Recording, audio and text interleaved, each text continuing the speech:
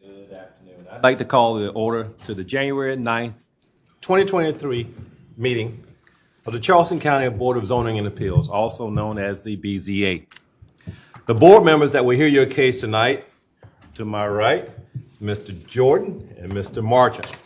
To my left, Mr. Nelson, Mr. William, and Ms. Switzer Smalls. Staff members present tonight are Ms. Sally Brooks, Mr. Joshua Downing, Jennifer Stiles. Where's Jennifer? She's on her way. And Ms. Jenny Working. Our attorney is to my right, Mr. Kevin Hugie for the BZA. Because the hearing tonight is a public fact-finding meeting, we're in compliance with the Freedom of Information Act and South Carolina Code 6-29-70. 15 days prior to the hearing, an announcement was printed in the Post and Courier. A sign was posted on or near the designated property, and a notice was mailed to the applicant and or the applicant's representative, to the property owners within 300 feet of the property, and parties in interest. Persons, organizations, news media that have requested declaration of our meeting have also been notified. Board members, the meeting notes for December 5th, public hearing were mailed to you. Are there any changes? If not, may I get a motion to approve and a second? So moved.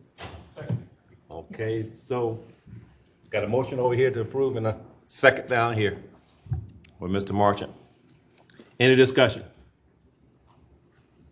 Very well, let's take it to vote. All in favor, please indicate by saying saying aye, and raise your right hand. Aye. Any opposed? It carries. Thank you. Our case ruling from this and any BZA meeting are available to the public review and inspection during normal business hours at the Charleston County Zoning and Planning Department. The Board of Zoning Appeal is a quasi-judicial body that has the final decision-making authority on the following: appeals of a zoning-related administrative decision. The BZA is authorized to hear and decide appeals only on zoning-related matters where it is alleged that there is an error in an order, requirement, decision, or determination made by the administrative official in the administration or the enforcement of any zoning-related regulation. A 2/3 vote of the quorum present is required to overturn the decision of the planning directors in an appeal. A special exception. A special exception is issued by the BZA authorizing a particular use in a specified location within a zoning district upon demonstrating such that it complies with all the conditions and standards specified by the Zoning and Land Development Regulation, also known as ZELDAR. The BZA must find the special exception request meet all 6 of the approval criteria in the ordinance in order to grant a special exception. A simple majority is required to grant a special exception. Then finally, we have a variance. A variance is a relaxation of the BZA regulations of the ordinance where such an action will not be in contrary to the public interest and where to the condition particular to the property and not a result of the actions or the situations of the applicant. A literal enforcement of this code will result in the unnecessary and undue hardship, and such variance is consistent with Section 6-29-280 of the Code of South Carolina, Title 6, Chapter 29. The BZA must find that the variance meets all 7, that is, all 7 of the approval criteria in the ordinance in order to grant this variance. A 2/3 vote of a quorum present is required to grant this variance. Our purpose tonight is for interested parties to be heard in order to assist this board in gathering information pertinent to each case. If a member of the BZA finds a need for further information to clarify a case, the board has the right to authorize and subpoena witnesses. it is understood that the rules of your neighborhood or your subdivision are binding, and that we can take no action to negate their jurisdiction over your property. In addition to your testimony, our board has been presented written information submitted by staff and the applicant or the applicant's agent for each case. This information is now considered evidence and is entered into the permanent record of the body. It is assumed that it is true, complete, and accurate. In addition, we have been presented data assembled by staff for the purpose of clarifying the location and the application's effects on surrounding properties. Our board is empowered to approve with conditions, or to deny special exception or variance requests. We are also authorized to defer a case if there ever be a need to obtain additional information. The BZA's final decision will be mailed within 10 working days of the public hearing. It will be mailed, certified mail to the applicants, and U.S. mail to neighbors and the community interest that is also listed. If an applicant request is approved, the applicant should contact the Charleston County Zoning and Planning Department staff to discuss the next steps in the process. Variances and special exceptions granted tonight are valid for 12 months after this meeting, and a one-year extension may be granted only if construction or development has been commenced or has been diligently pursued. However, if an applicant's request is disapproved and the applicant wishes to appeal the decision of this board concerning this case or their case, appeals must be addressed to the Circuit Court. South Carolina Code 6-29-820 states that an appeal must be filed within 30 days after the decision of this board. Failure to file an appeal within this time limit deprives this court and this body of the jurisdiction to hear the matter. Because this is a quasi-judicial body, everything said in this meeting must be complete, true, and accurate. All the information provided to the BZA is considered evidence, and the board may certify contempt of circuit court if contempt of circuit court if false statements are made either in writing or orally. Each person who wishes to address the board tonight will be sworn in by the BZA secretary before they provide testimony or evidence. In order to expedite this procedure, those wishing to speak to this body at this time, I ask that you would stand, and Ms. Workin will administer the oath.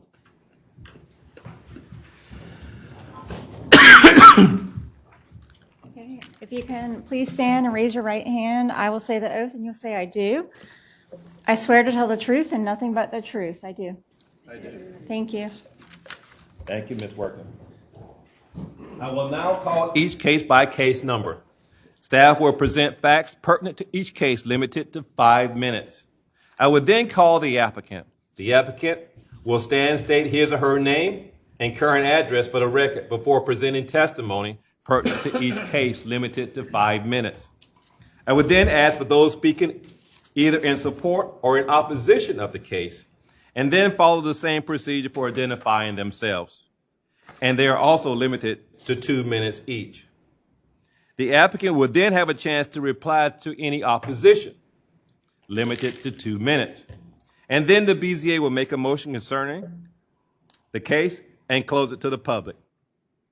Finally, the BZA will make a motion on the application stating specified facts, finding, and conclusion of law. Tonight, we hear 5 new business cases for public hearing. Ms. Workin, would you introduce the first case? It should be case BZ 11-22-006023. That's right. Thank you. Okay. The applicant and property owner, Catherine Marsh, is requesting a variance for detached accessory structures, 2 existing sheds and a bridge. to encroach into the required 25-foot interior side setback at 1428 Rosebud Trail, which is TMS number 61500000144 in the east area of Charleston County. The subject property and the adjacent properties to the north and west are located in the Planned Development PD zoning district and the Pepper Plantation subdivision. The adjacent property to the east is located in the rural residential RR zoning district, and the adjacent property to the south is located in the town of Mount Pleasant's jurisdiction. The subject property is 3 acres and contains a single-family residence that was constructed in 2007 per Charleston County records. Permits were obtained for the addition to the single-family residence, attached garage, covered porch, and an in-ground swimming pool in 2019. Ms. Marsh purchased the property in 2016. The unpermitted sheds are located approximately 9 feet and 19 feet from the northern interior side property line. The applicant would like to bring the existing unpermitted sheds into compliance. So on the site plan, you'll see them down at the bottom here, the 2 sheds. This is the requirement in the Pepper Plantation PD that it have a 25-foot setback. And then the zoning ordinance requirement allowing certain requests to come forward that are PDs for variances. This is an aerial photograph of the property and zoomed out. We posted the site and visited the site on December 7th, 2022.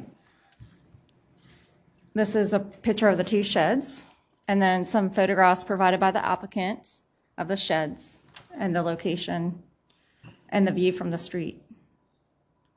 The boundary view, and this is the survey, and then the site plan that I showed earlier, and the plat. So regarding the 7 approval criteria, we stated that we thought it does not meet 1, 2, and 6. It meets 3 and 5, and it may meet 4 and 7. The board may approve with conditions, or deny the request based on the BZA's finding of fact, unless additional information is deemed necessary to make an informed decision. In the event the board decides to approve the application, staff recommends the following condition. 1, the applicant shall obtain all necessary permits for the unpermitted accessory structures. And that concludes my presentation for this one. So if you have any questions or would like to call for that. That went quick. Thank you, Ms. Workin. Does the board have any questions for Ms. Workin? Go ahead, Mr. Nelson. I just have one question about the PD in that neighborhood. It may not pertain to this particular project, but why are some of the properties in that neighborhood subject to a PD and others are not, at least according to the zoning map? I do not know that. And that is an interesting question.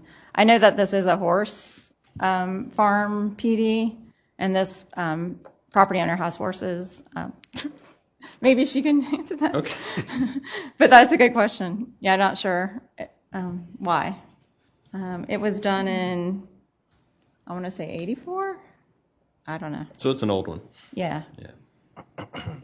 84 is not that old. Or PD. It is. Does any other board member have a question of staff before we start?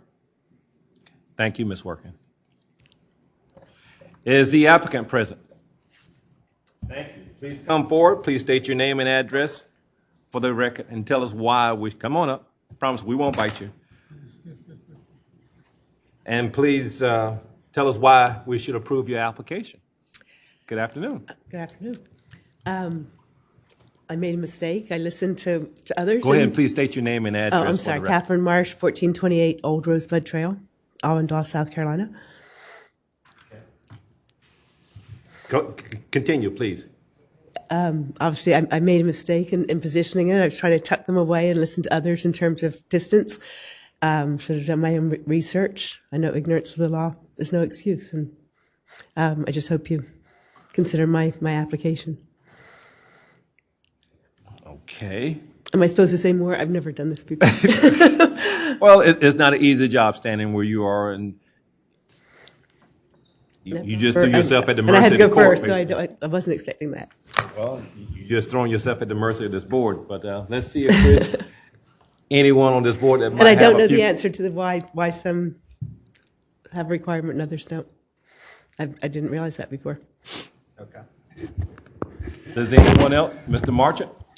Yeah, thank you, Mr. Chairman. So expound on that a little bit, because the staff is basically saying you don't meet 3 criteria, 1, 2, and 6. And the challenge that we have as a board is if you don't meet the criteria, we can't approve the variance. I mean, it's pretty cut and dry. Okay. And so the first question, or the first criteria is there are extraordinary or exceptional conditions pertaining to this particular piece of property. And in your response, you said that it is unique to this property.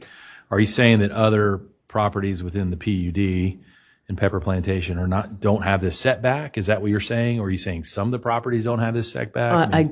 I don't know until Mr. Nelson mentioned it. I don't know whether it applies to everybody or not. Okay. I can help a little bit. So the RR properties would have a 15-foot setback. So the PD definitely is more restrictive than any other zoning we have. We don't have any that have any zoning districts, residential or ag, that have more than 15 feet on the side. Also, I forgot to mention that she did get her ARB approval for the sheds and bridge location. Yeah, the ARB did approve it. One was a very small shed that was like an 8 by 10, and I was just literally just trying to tuck it out of the way. And then when I built the larger one, I thought 15 feet was a setback, and I was wrong. It's 25 feet. And then my other question is, are these built in place, or were they brought in on a flatbed and placed in place? They were built in place. They were built in place, so they're more difficult to move. Yeah. Okay. Thank you. Thank you. I got a question for you. What do you normally put in your sheds? Just storage, Christmas decorations, household items, and gardening items. It's a critical thing for your property, or it's just extra storage, basically, or? It's extra storage. It's equipment for the horses. It's wheelbarrows and kind of farm equipment, if you like. Okay. Well, there you So go. I mean, I do have a little equestrian property, and there's a lot of stuff that comes with that. So you ride horses and raise horses?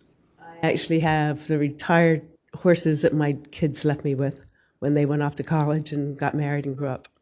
Okay. They're more pets than they are riding horses. Okay. How many horses do you have? Just 2. That's all we're allowed to have. There's one horse. There's a requirement for 1 horse per acre, and so that's what I'm allowed to have. Did, Go ahead, Mr. Nelson. Is your neighbor on the side of the property where the sheds are located, did they have any issues with the location of the shed or the bridge? No, not at all. They're pretty hidden from view of my neighbor. That was my intent, was to hide them. And the back of the property, as you can see in the pictures, is very wooded, and so I was trying to keep it so it wasn't visible from the road, wasn't visible by any of the neighbors. It was kind of tucked away. Go ahead. Go ahead, Mr. Williams. Well, my question was, how much are you encroaching on the setback, do you know? How many feet? The larger one, I think you said it was 16 feet, and it should have been 25. So just a portion of it is in the setback. The smaller one was closer to the boundary. Okay. Do we have any other board member that had another question?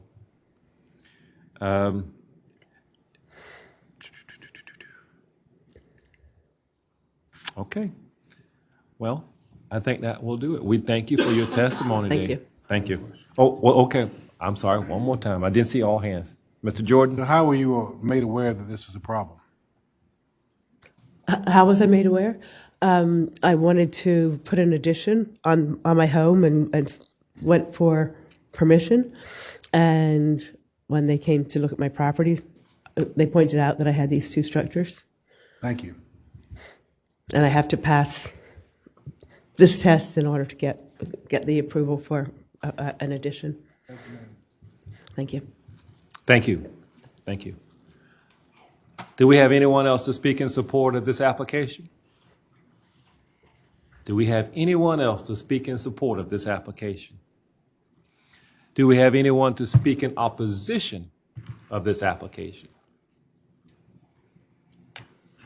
Do we have anyone to speak in opposition of this application? Okay. Well, this case is closed to the general public. At this time, board, do we have any questions of staff regarding this case? None? Okay. I guess we do want to go to this football game. I need a motion, lady and gentlemen, to either approve or deny this particular case. Mr. Nelson? I'll tackle this one. Mr. Chair, in the matter of case BZA 1122-00623, I would make a motion that we approve this variance request.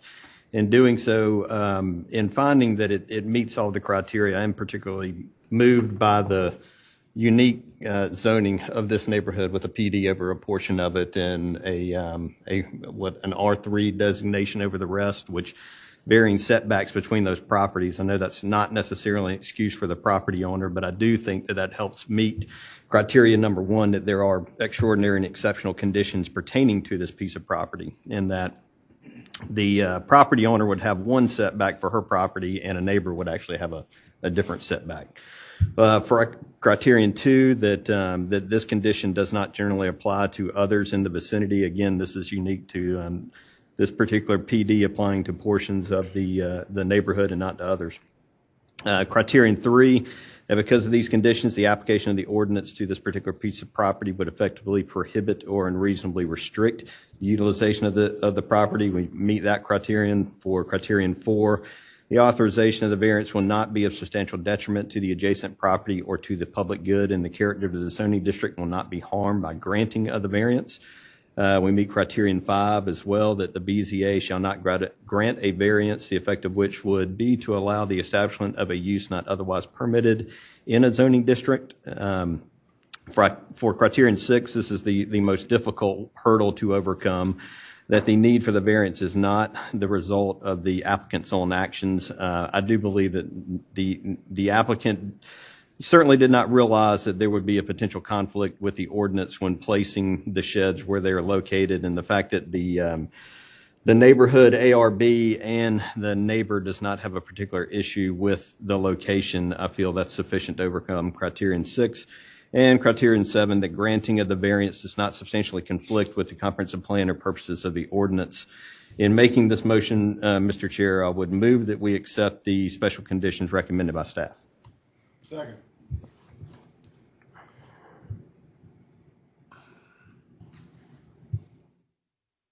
And the conditions? We don't have to read those anymore. That's right. But any conditions? No? The conditions recommended by staff. Okay, that's all I wanted. All right, so we have a motion that has been properly moved and second. Any questions? All right, let's bring it to a vote. All those in favor, please indicate by saying aye and raising your right hand. Aye. It is unanimous. Thank you. So, Ms. Marsh, congratulations. Your application has been approved within 10 working days. You'll get information from this staff letting you know the next steps in the application process. Once again, congratulations. All right. So our next case is case BZA 11-22-00624, and that will be done by Mr. Joshua Downing. Good evening, board members. As it relates to BZA case 11-22-00624, the applicant and property owner Rhonda Khalil of Riverdale LLC is requesting a special exception to establish a short-term rental extended home rental in the low-density R4 zoning district at 2 Riverdale Drive, TMS number 418-14-00083 in the St. Andrews area of Charleston County. The subject property and properties to the north and west are located in the adjacent properties to the north and west are located in the city of Charleston's jurisdiction. The property contains a single-family residence with 4 bedrooms that was constructed in 1950 per Charleston County records. The applicant's letter of intent explains that the proposed use of the property to rent the home on a short-term rental is to cover basic costs when my parents are not occupying the home. My parents are now elderly and require more flexibility to plan to visit. So midterm and corporate corporate tenants are no longer an option. We also anticipate that my parents will be moving to Charleston and live in the home, so a long-term tenant is also not an option. That is the subject property. The properties in the blue are the ones that are in the city of Charleston's jurisdiction. The property that is light purple is considered in the St. Andrews Overlay Zoning District, and it's office residential, and the property that is yellow is R4. That is an aerial view of the subject property. A zoomed out aerial view of the subject property.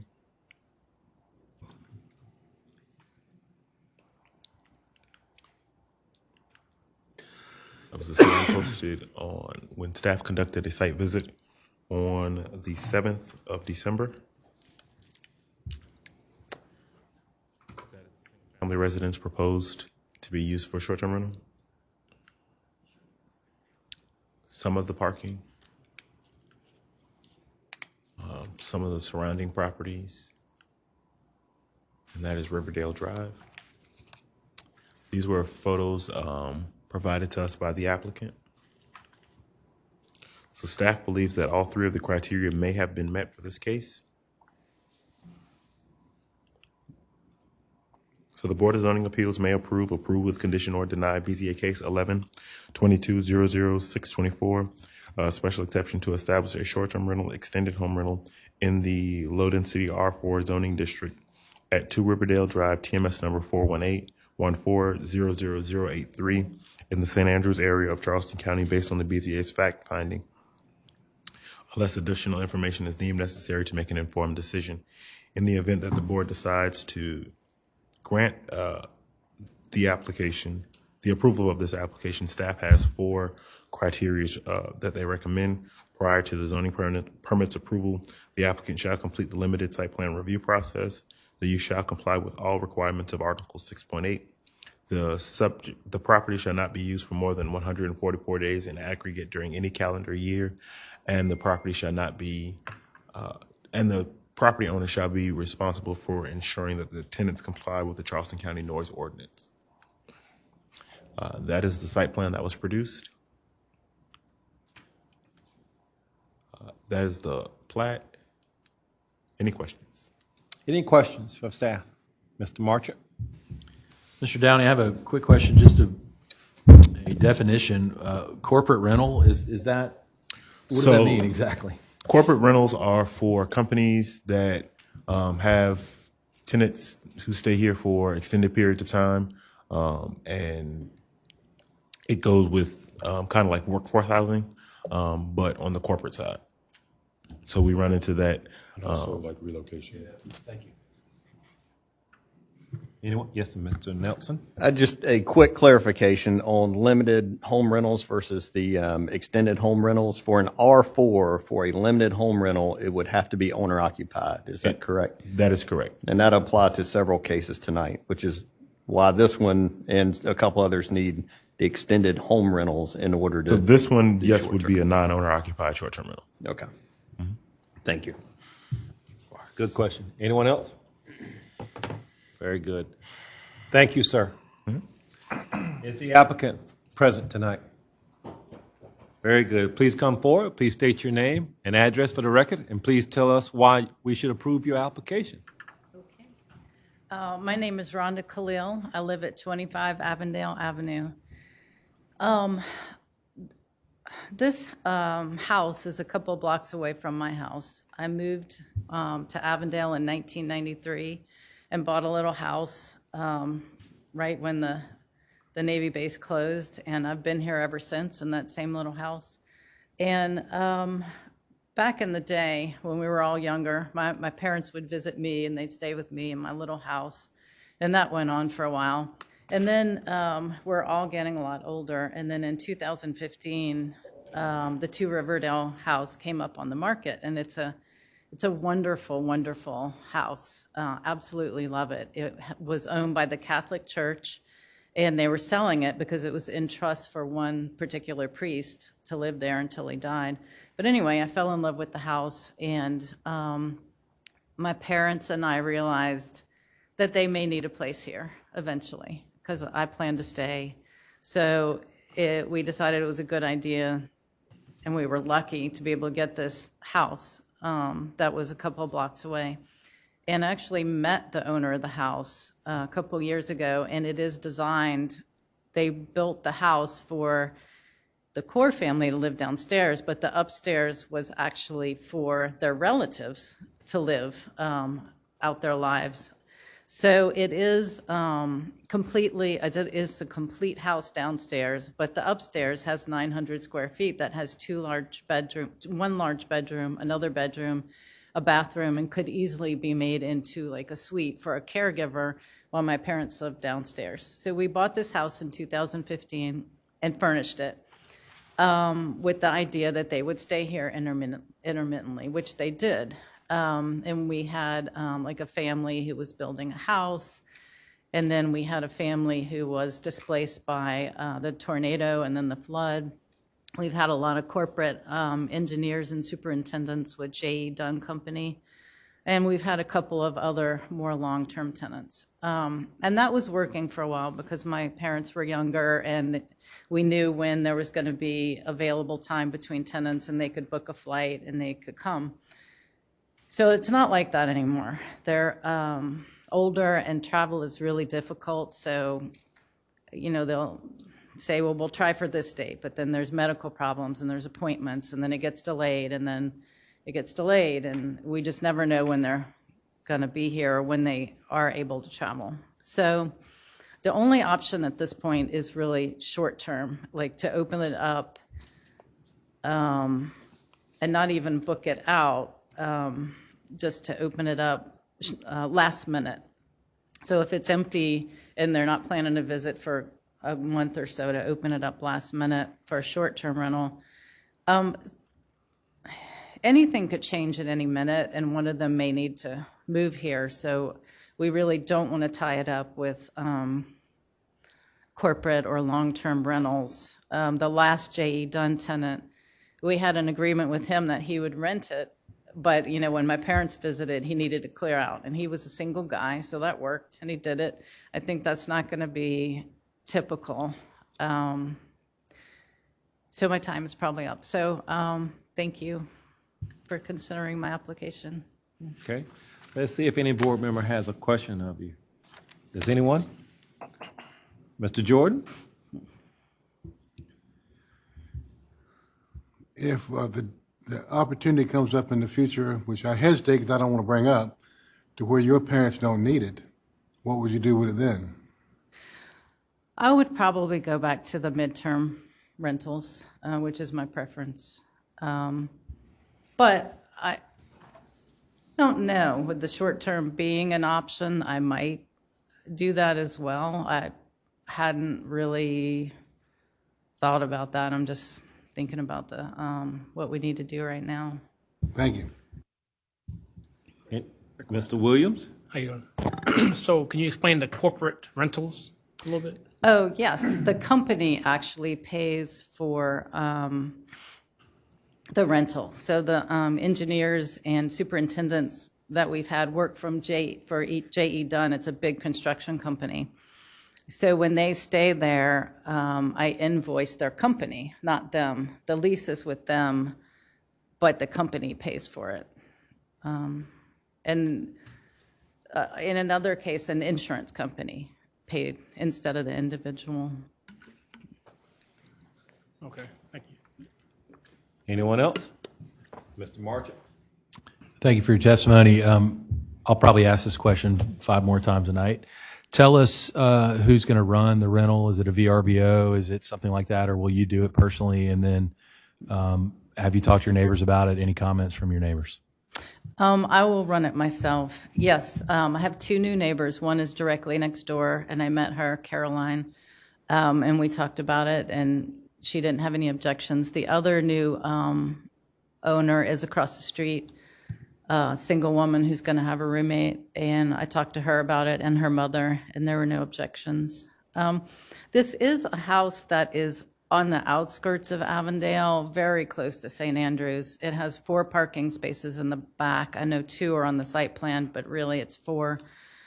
And those are across the street from a medical office. So I don't think it would be disruptive to anyone. Good question. Anyone else?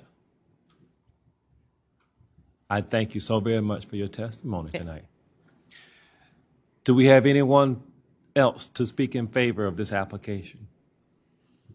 Do we have anyone else to speak in favor of this application? Do we have anyone to speak in opposition to this application? Anyone to speak in opposition?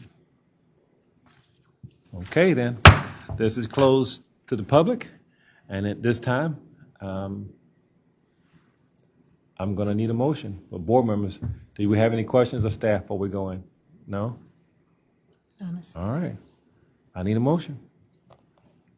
Mr. Chairman, in the case of number BZA 11-22-00624, I move to approve as I believe it meets all 3 criteria. Criterion 1, it is compatible with existing uses in the vicinity and will not adversely affect the general welfare or character of the immediate community. Criterion number 2, the owner has made adequate provisions for setbacks and bufferings and parking as noted in her testimony and in the application. Criterion number 3, it complies with all applicable rules, regulations, laws, and standards of the ordinance, of this ordinance, including but not limited to any use conditions, zoning district standards, and applicable STRP site plan review requirements of this ordinance. In addition to meeting all 3 criterion, I would like to incorporate all 4 conditions as presented by staff. Here ends my motion. All right. Do we have a second? Second. All right, Mr. Nelson. Questions? All right. All those in favor, please indicate by saying aye and raising your right hand. Aye. It is unanimous. Where did she go? Okay, back there in the back. Congratulations, your application has been approved within 10 working days. Staff will give you information letting you know the next steps in the process. Once again, congratulations and good night if you stay or leave. Yeah, too, if once we approve your case, you're welcome to leave. You don't have to hang around and just look at us unless you just really want to learn something tonight. So our next case is case BZA 11-21. Excuse me, 11-22-00624. And it will be done by Mr. Joshua Downing. All right.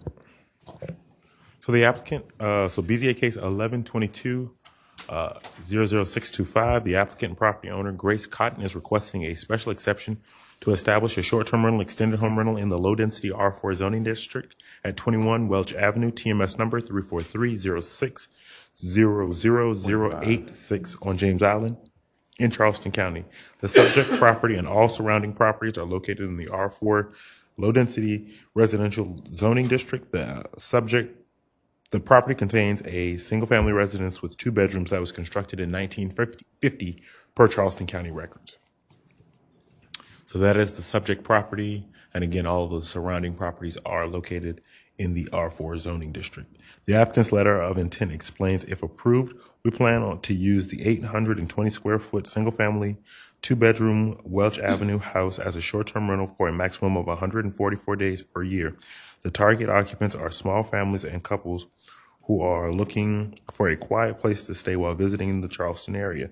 The maximum number of guests per night is 5. However, no more than 4 adults will be permitted to stay at the house at any given time. There will be a strict no party policy, and a quiet hour will be enforced from 9 p.m. to 8 a.m. That is the subject property. A zoomed out aerial view of the subject property. That is the house and the sign that was posted in the yard when staff conducted a site visit on December the 7th. The parking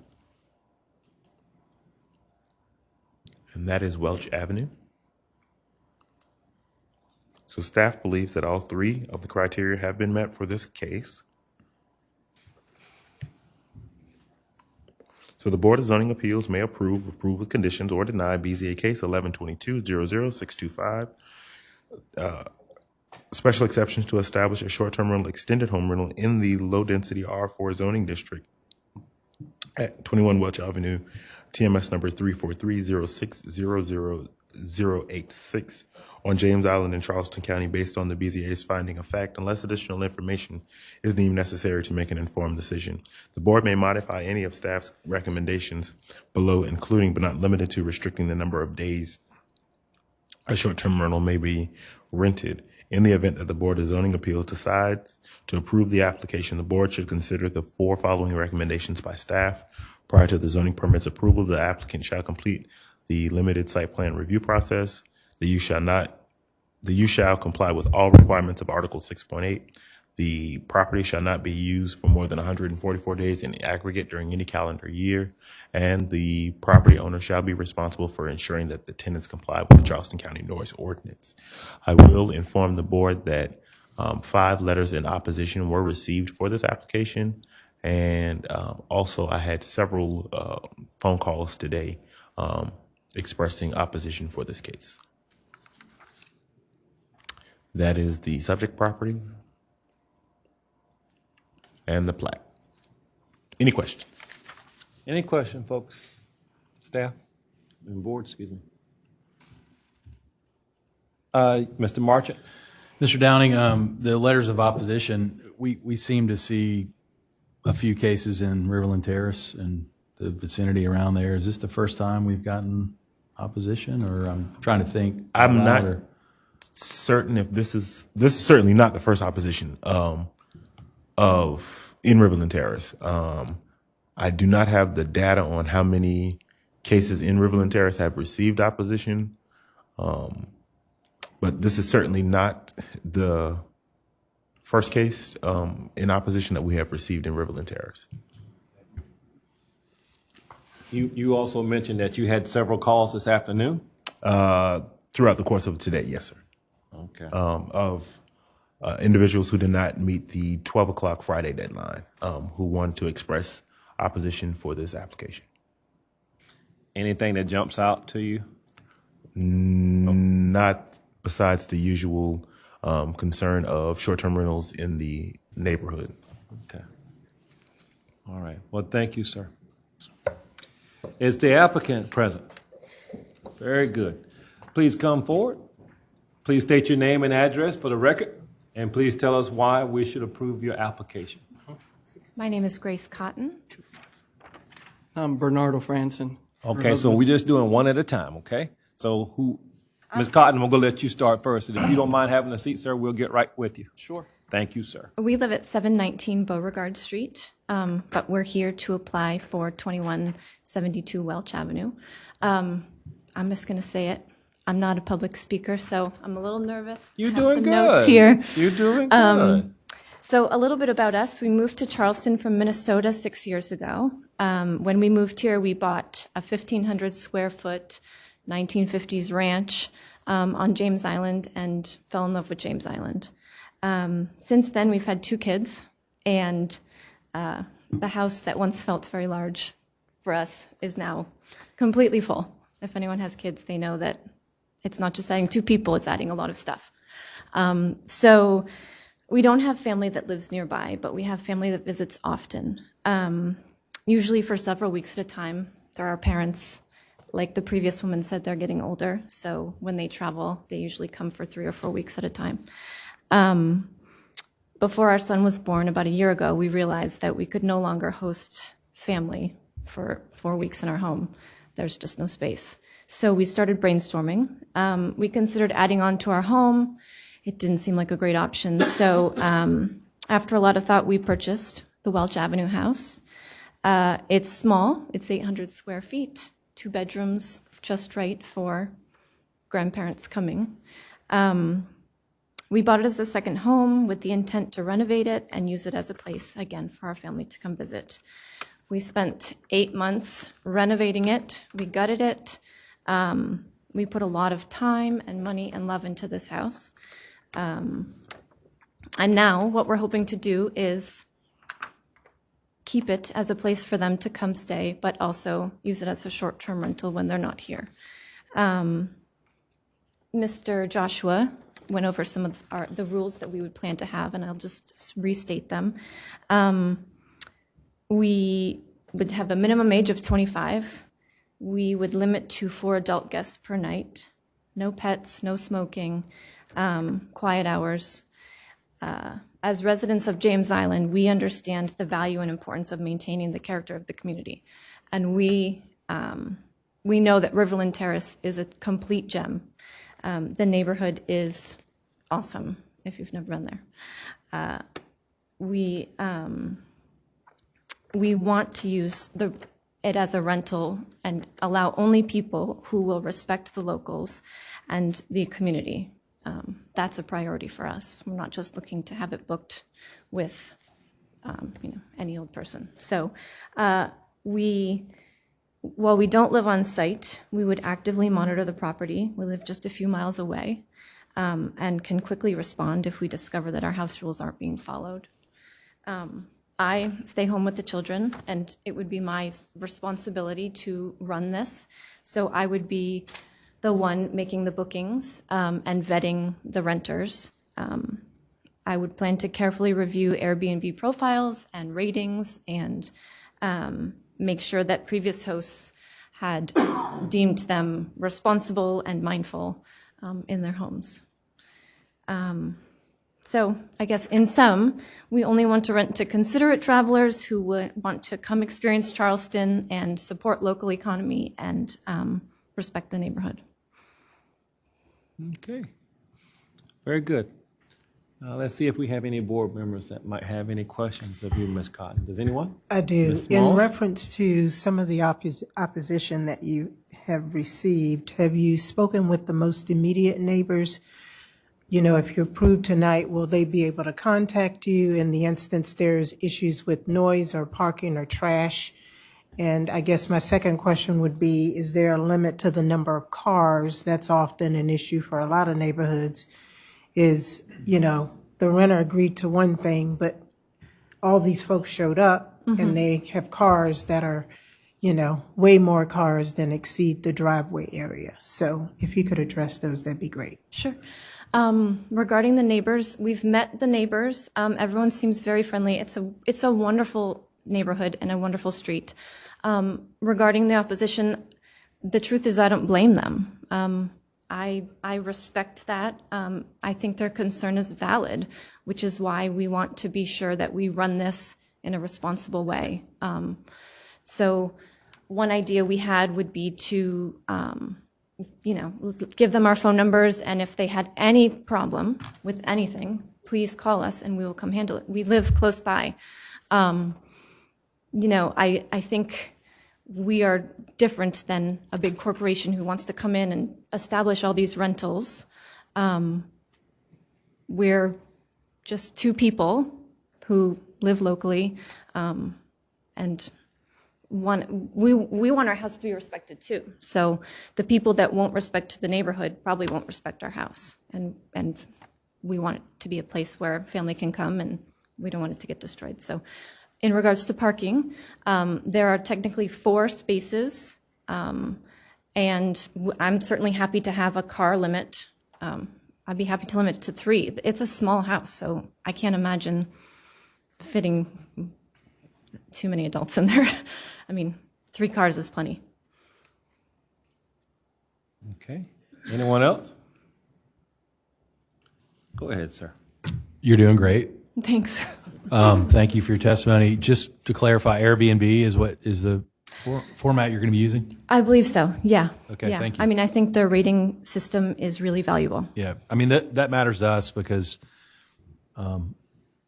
those are typically industry standards that people can depend on. So I think that's a good thing. Thank you. Okay. All right. Well, thank you, Ms. Cotton, for your testimony. Thank you. Okay. Sir? I have nothing to add. I was here for support. She did a great job.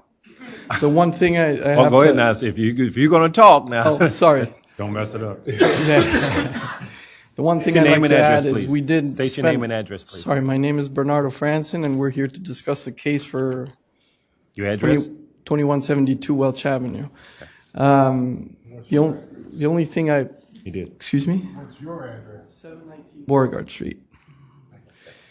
So we did spend a lot of time and money. We personally, with our own hands, helped. It was a fun project. We did part of the demo, and we did spend also a lot of money. So this would offset the cost of having a home, which might be without people some part of the year. So this would be greatly helpful for our family economy, obviously.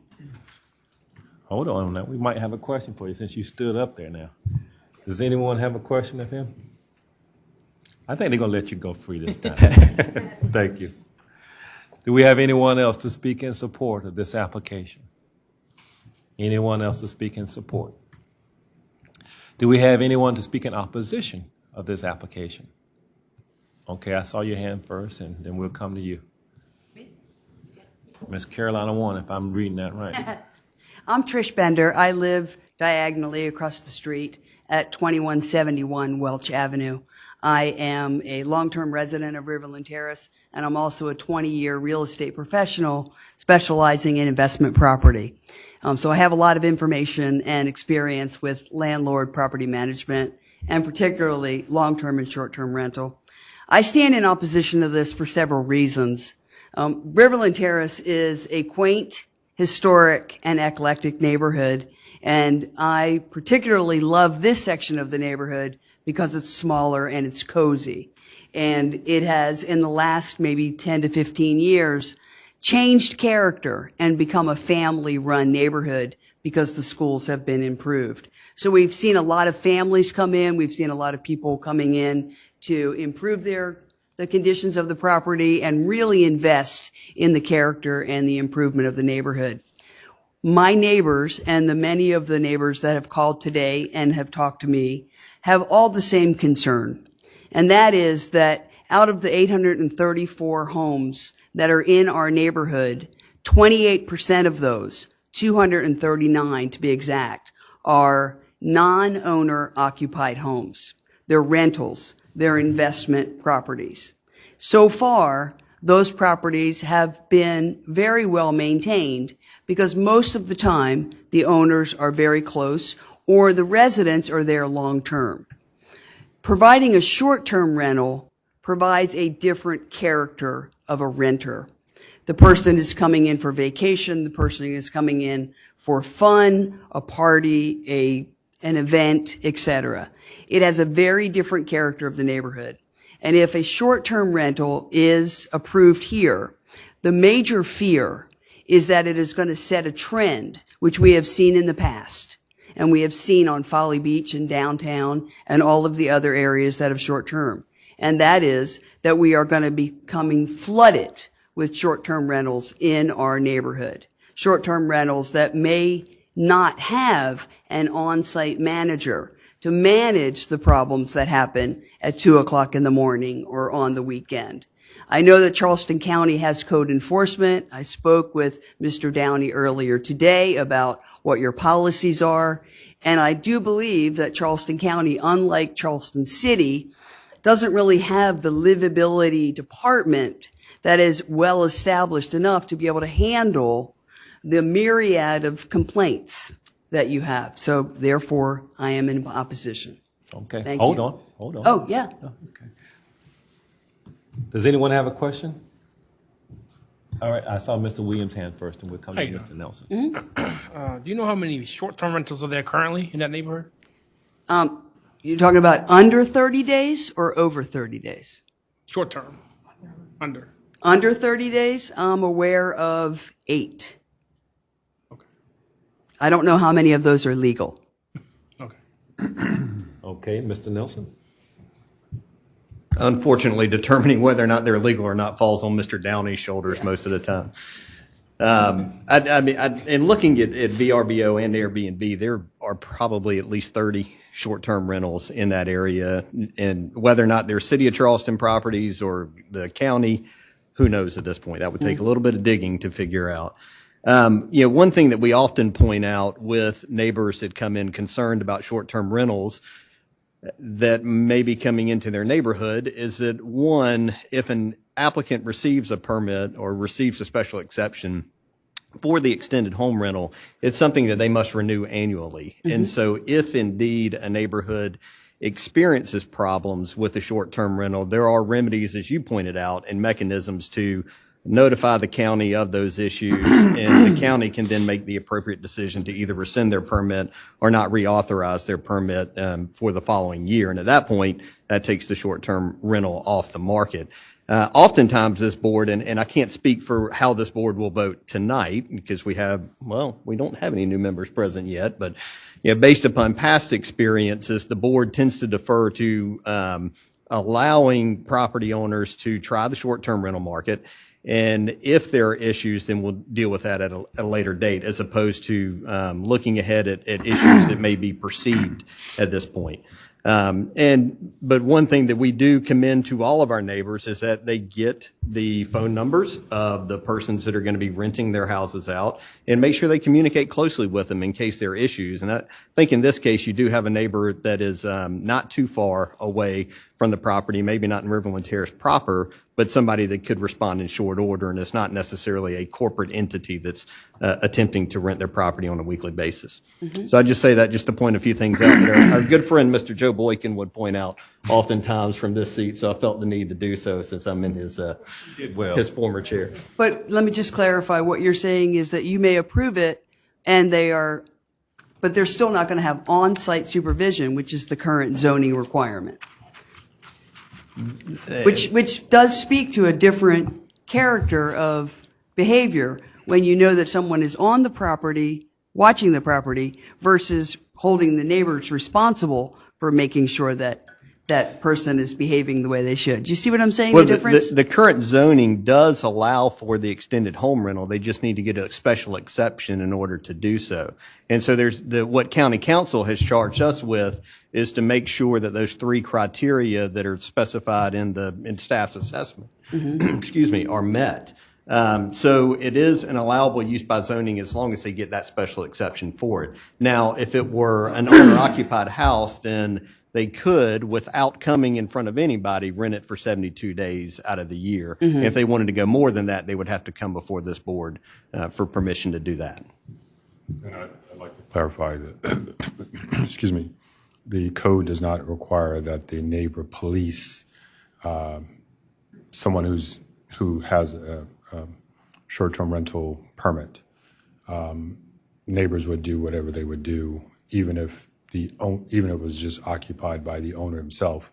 If there was an issue, you would contact the police department.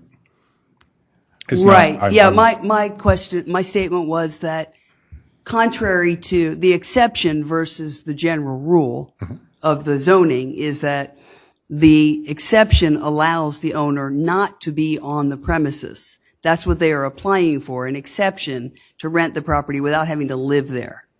So if I could. I was responding to your comment about, you said that requires that the neighbor police the property. For code enforcement is what I was saying. That would be true whether or not they lived in the home or anyone else lived in the home. If you thought there was a code violation, it has nothing to do with whether or not it's a rental property.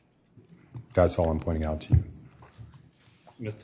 Mr. Downey. So if I could clarify, the definition of owner occupancy for the county is different than it is for, I believe, the city of Charleston's jurisdiction, to where the property owner has to be on the property for a certain amount of time that the property is being rented, from my understanding. However, the property, the owner occupancy definition that Mr. Nelson was referring to in stating that the property owner would not have to come before the Board of Zoning Appeals is if the property owner had it designated as his or her legal address on their voter registration or driver's license. In that instance, they would not have to come before this board. They could get the permit and they could vacate the premises while the property is being used as a short-term rental. In this case, the property owner does not have this as his or her legal voting address, and so that is why they're coming before the board to apply for the special exception in this zoning district. Mr. Jordan? I believe I heard you say there are already 8 existing short-term rentals in the neighborhood. When I looked up on VRBO and Airbnb today, prior to coming here, there were 8 listed. Have there been any problems with them? I have had neighbor complaints, but I can't tell you that because I'm not a code enforcement officer. But you're not Anecdotally, you're not aware of one tonight. I've heard neighbors complain that there was a party in one but I can't say that for a fact because I wasn't party to it. Thank you. Anyone else? I thank you so very much for your testimony tonight.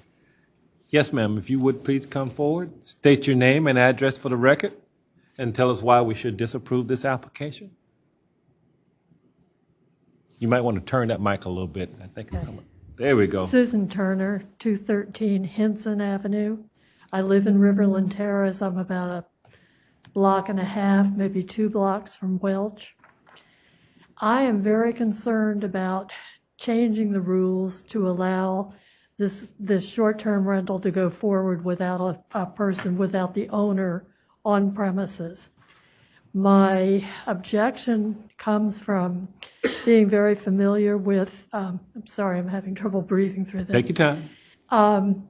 Comes from being familiar with the situation in Bar Harbor, Maine, which is a tourist destination just as Charleston is. Bar Harbor has had all kinds of trouble with short-term rentals, particularly emptying out of residential neighborhoods, as investors can come in from away, basically, buy the property, and then rent it out. And so major neighborhoods have emptied out of the residents. I'm very concerned that Riverland Terrace is a family-oriented neighborhood. It's a neighborhood of residents, and I would not like to see that change. I understand that there are rentals in the neighborhood, but longer-term rentals, I think, present a different situation than short-term rentals as far as parties, noise, responsibility for the neighborhood, and the cohesion, the social cohesion of a neighborhood. So I stand in opposition. Okay. Well, thank you so very much. Mr. Jordan has a question for If you you. don't mind, ma'am, I'd like to ask you the same question I just asked a minute ago. Sure. Since you're there and you know the neighborhood, and if there is 8 already short rentals, has there been any problems you're aware of?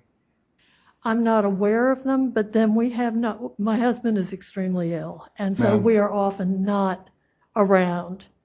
So I wouldn't be able to answer that Thank you, ma'am. usefully. I appreciate it. Does anyone else have a question? Mr. Nelson? I will make another Mr. Boykin statement with this one. And I do appreciate your concerns, and they're very valid, and it's important for neighbors to be aware of what's going on around them within their neighborhoods.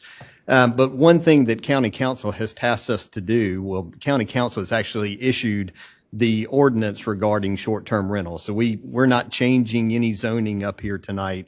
We're just listening to a request for a special exception, either granting or denying that particular request. There are many neighborhoods that come before us sharing the same concerns that you guys are sharing.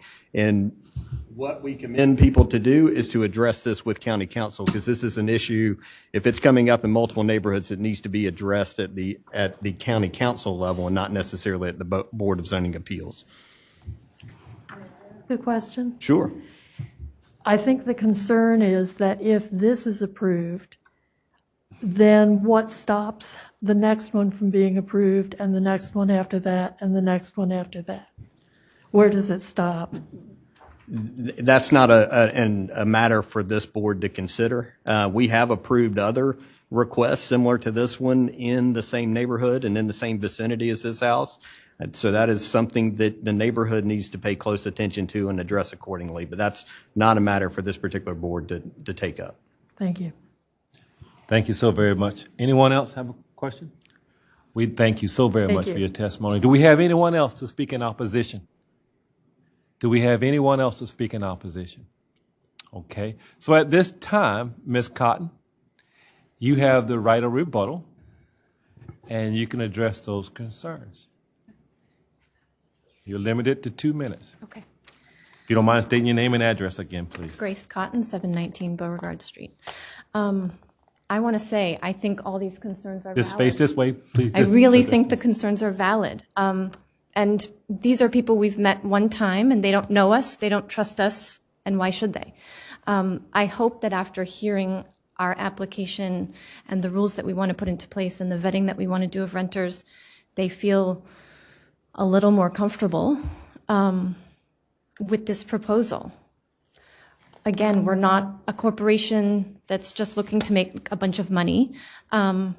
This house is for our family, and we're just looking to offset some costs with short-term rentals. Okay. Yeah. All right. Can I just make a recommendation? I think Mr. Nelson mentioned it. Oftentimes, these come before the board, and sometimes neighbors need to talk to neighbors. And the one young lady lives at 2171 Welch. You all should definitely talk and make sure that she has your contact information in the event.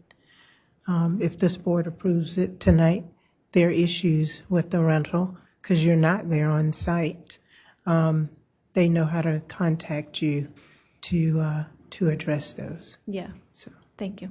We certainly don't want to make enemies in this neighborhood. We love the neighborhood and can see ourselves moving into this house once we're empty nesters in 18 years, 17 years. But I also think it's important, one last thing I want to note is that going through this application process, we've realized sort of how strict the county, how strict the rules are of the county for short-term rentals. And so we just want everyone to know that we support those rules. We think they're there for a good reason, and that not everyone who wants to run an Airbnb should. If you can't do it responsibly, then you shouldn't be approved. We support that. We think we can. We know we can. So thank you. All right. Anyone else? Mr. Williams? Quick question. You heard the testimony from some of these residents. They seem to have the idea that this could be detrimental to the community and the neighborhood. How do you answer that?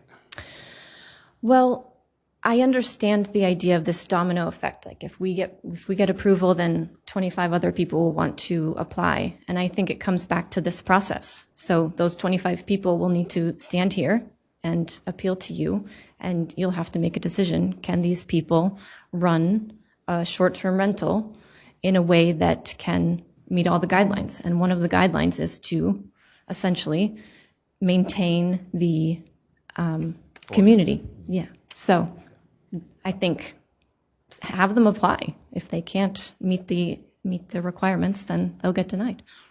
I'd just like to point out to the board that what may happen in the future in other people, other residents applying for permits has no bearing on this case. Thank you so very much for your testimony today. Thank you. All right. So now this case is closed to the public. Board member, any questions of staff? Okay, then if not, I need a motion to approve or deny this particular case. I'll tackle it. All right, Ms. Switzer Smalls. In the matter of BZA case 112200625, I make a motion that we approve this case. I have found that the applicants, based on the applicant's application, their request is compatible with existing uses in the vicinity and will not adversely affect the general welfare or character of the immediate community. Number two, adequate provision is made and or exists for such items such as setbacks, buffering, including fences and or landscaping to protect adjacent properties from the possible adverse influence of the proposed STRP use. And number three, the application complies with all applicable rules, regulations, laws, and standards of this ordinance, including but not limited to any use conditions, zoning district standards, and applicable STRP site plan review requirements of the ordinance. And In addition, the applicant must meet the following additional conditions. Number one, prior to zoning permit approval. You don't have to read them. Oh, I don't have to read them. You see, you accept the staff. Staff. Yes. They must meet the following, the 4 staff conditions that have been put into place. All right. Thank you. Do we have a second? Thanks, team. Second. All right. Right next door, Mr. Williams. All right. I need to bring it to a motion to a vote.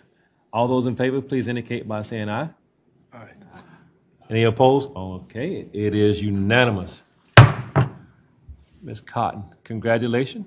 Your application has been approved. Within 10 days, the staff will send you information letting you know the next steps in the process, okay? Congratulations. Okay. Our next case, if my screen stops timing out on me.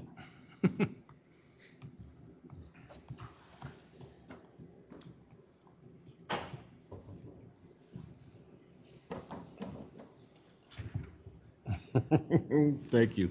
Okay, our next case is BZA 11-22-00626. And once again, Mr. Joshua Downey is going to present this case. Thank you. All right. So, BZA case 1122-00626.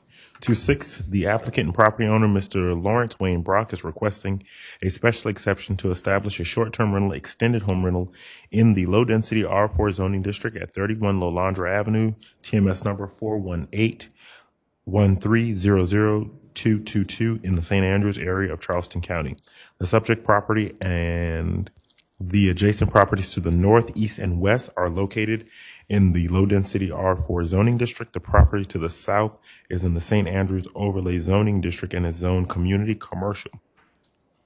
The property contains a single-family residence with 3 bedrooms that was constructed in 1934 per Charleston County records. The applicant's letter of intent explains that I bought the house, the current house, in support of my daughter working in Charleston after graduating from the College of Charleston. She is married and moved. The home has been used as an Airbnb before COVID and for a long-term rental since once the regulations changed. We would like to move back towards a short-term rental to allow the use of the house periodically throughout the year. Adjacent and nearby houses are currently either long or short-term rentals. To kind of give you some context to the letter, or what was stated by Mr. Brock in the letter, is that in March of 2020, about 303 cease and desist letters were sent out to properties that were currently in violation of the county ordinance. Mr. Brock at that time explained that he wanted to move to a long-term rental, and so the property was in compliance, but then explained that he wanted to move back to a short-term rental, and we have been in the process of doing that ever since. Staff did, that is the subject property. Again, it's zoned R4.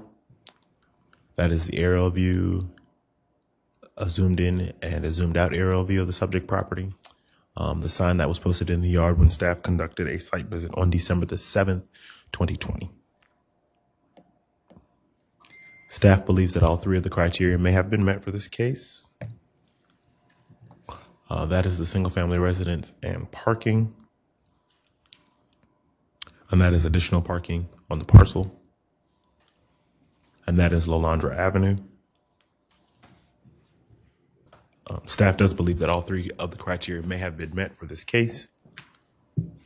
And the Board of Zoning Appeals may approve with conditions, or deny BZA case 1122-00626. Special exception request to establish a short-term rental, extended home rental in the low-density R4 zoning district at 31 Lolandra Avenue, TMS number 418-1300222 in the St. Andrews area of Charleston County, based on the BZA's finding of fact, unless additional information is deemed necessary to make an informed decision. The board may modify any of staff's recommendation conditions below, including but not limited to restricting the number of days that the short-term rental can be rented. In the event that the board decides to approve the application, the board should consider the four following recommendations by staff. Prior to the zoning permit approval, the applicant shall complete the short-term rental limited site plan review process. The applicant shall comply with all requirements of Article 6.8. The property shall not be used for more than 144 days in aggregate during any calendar year, and the property owner shall be responsible for ensuring that the tenants comply with the Charleston County Noise Ordinance. That is the site plan and the plat. Any questions? Any questions? Thank you, sir. Is the applicant available? All right. Thank you, sir. Please come on down and state your name and address for the record, and please tell us why we should approve your application, sir. Lawrence Wayne Brock III, 9031 Maughan Trail, Seneca, South Carolina. Seneca, okay. As we Citadel graduate, so it's a lot of time down here. As what Joshua stated, we bought the house when our daughter graduated from College of Charleston. She couldn't find an apartment, so we helped her find this place here. She moved in it, lived in it, and worked here in Charleston for about 4 years. Got a chance to work remotely and get married at the same time. So she moved to Greenville, South Carolina, where she and her husband live. She still continues to come down to Charleston to have to work for her job. We like to come down to Charleston as a Citadel graduate. We have a lot of functions, a lot of classmates and all that down here, and a long-term rental precludes us to have to do that. So we're asking for a short-term rental, mainly in the Airbnb. That's what we had before COVID hit and the rules changed, and we'd like to go back to that as well. Okay. Does anyone have a question of Mr. Brock?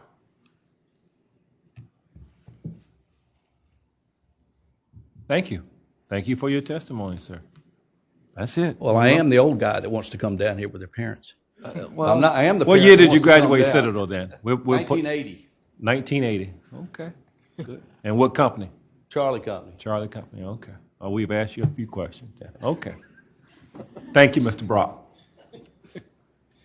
Do we have anyone else to speak in support of this application?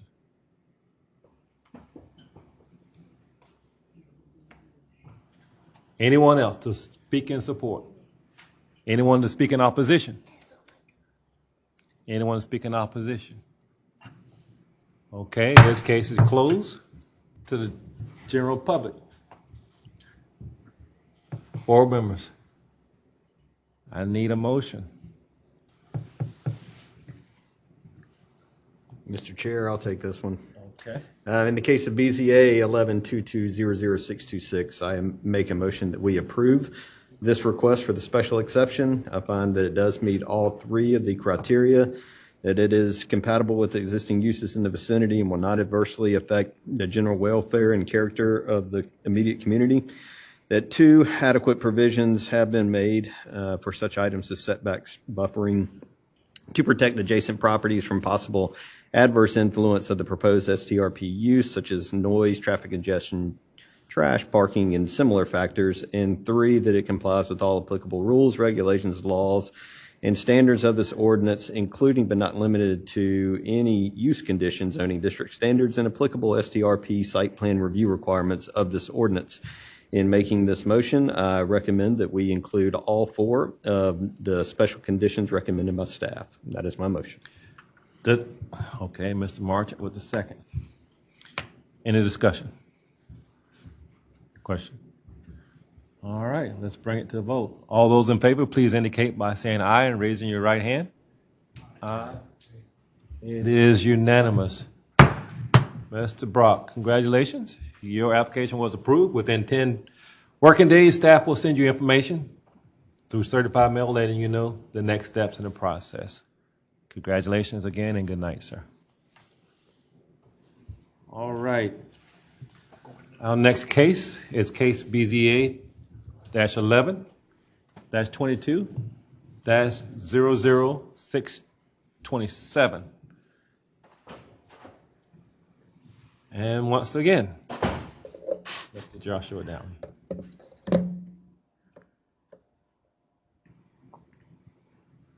All right, so BZA case 11-22-00627. The applicant and property owner, Robert and Shelby Wingus, are requesting a special exception to establish a short-term rental, extended home rental in the low-density R4 zoning district at 1806 Sandcroft Drive, TMS number 35314000223 in the St. Andrews area of Charleston County. The subject property and adjacent properties are all located in the R4 zoning district, the low-density R4 zoning district. The property contains a single-family residence with 2 bedrooms that was constructed in 1961 per Charleston County records. The applicant's letter of intent explains we are proposing to rent out this property for up to 144 days in the calendar year. The property has 2 bedrooms and 2 bathrooms. It can sleep a maximum of 4 guests. We would have 4 parking spaces available in the driveway. We will not allow guests intending to use the property for any large groups or gatherings. The staff conducted a site visit on December the 7th.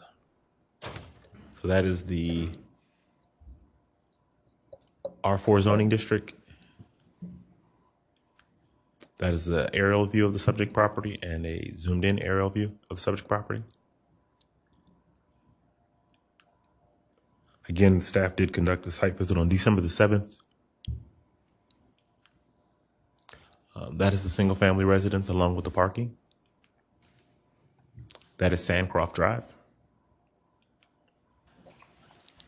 Staff believes that all 3 of the criteria may have been met for this application. So the Board of Zoning Appeals may approve with conditions, or deny BZA case 11-22-00627, a special exception to request to establish a short-term rental, extended home rental in the low-density R4 zoning district at 1806 Sandcroft Drive, TMS number 35314000223 in the St. Andrews area of Charleston County, based on the BZA's finding of fact, unless additional information is deemed necessary to make an informed decision. In the event that the board decides to approve this application, the board should consider the 4 following recommendations by staff. Prior to the zoning permit's approval, the applicant shall complete the limited site plan review process. The use shall comply with all requirements of Article 6.8. The property shall not be used for more than 144 days in aggregate during any calendar year, and the property owner shall be responsible for ensuring that the tenants comply with the Charleston County Noise Ordinance. Please be advised that the Board of Zoning Appeals may modify any of staff's recommendations below, including but not limiting to restricting the number of days that the property can be rented. That is the site plan, the plat. Any questions? Any other questions for Mr. Marchant? This has nothing to do with the case, and I apologize. But was that really the plat? Did they change all the road names to that neighborhood? Yes, all the road names have changed. That's amazing. Thank you. Yeah. Great history. EMC, you did everything in this staff. All right. Thank you, sir. Is the applicant available? Yes. All right. Please come forward. Please state your name and address, and please tell us why we should approve your application, sir. All right, this is my first time doing this, so I'm kind of nervous, like Grace. But yeah, Rob Brandt, 1806 Sandcroft Drive, 235 South Park Drive is my address. And my wife and I, we bought the house as a vacation home, but also a place for my mother to go. My mother's had a couple strokes, and she lives with me in New Jersey. And she loves Charleston. We love Charleston. We've been coming here for years. And we come here a lot, and it just made sense for us to purchase the home. And we absolutely love the area. We love the friends that we've made in the short time that we've been here. We've made friends with like almost all the neighbors, which is really cool. In fact, 2 of them couldn't be here today, but they should have sent over an email in support of this. 1807 Devonshire Drive, who backs up right behind us, is Lindsay Targelli. She said that she is in favor of it. And Jack and Sam Ripke of 1824 Sandcroft Drive, 2 doors down, said they're in favor of it. And I'm friendly with the neighbor right next to us, Ricky. Him and I have exchanged numbers, and I said, if there's ever anything, just let us know. My wife is going to run the Airbnb, and again, very strict guidelines, and making sure that we're just renting it out to families and all that. So yeah, we just love the area, and we want to show it off to other people. And yeah, so that's what we're doing. Okay. How long have you owned this property again? A year. 1 year. Yeah. Go ahead, Mr. Nelson.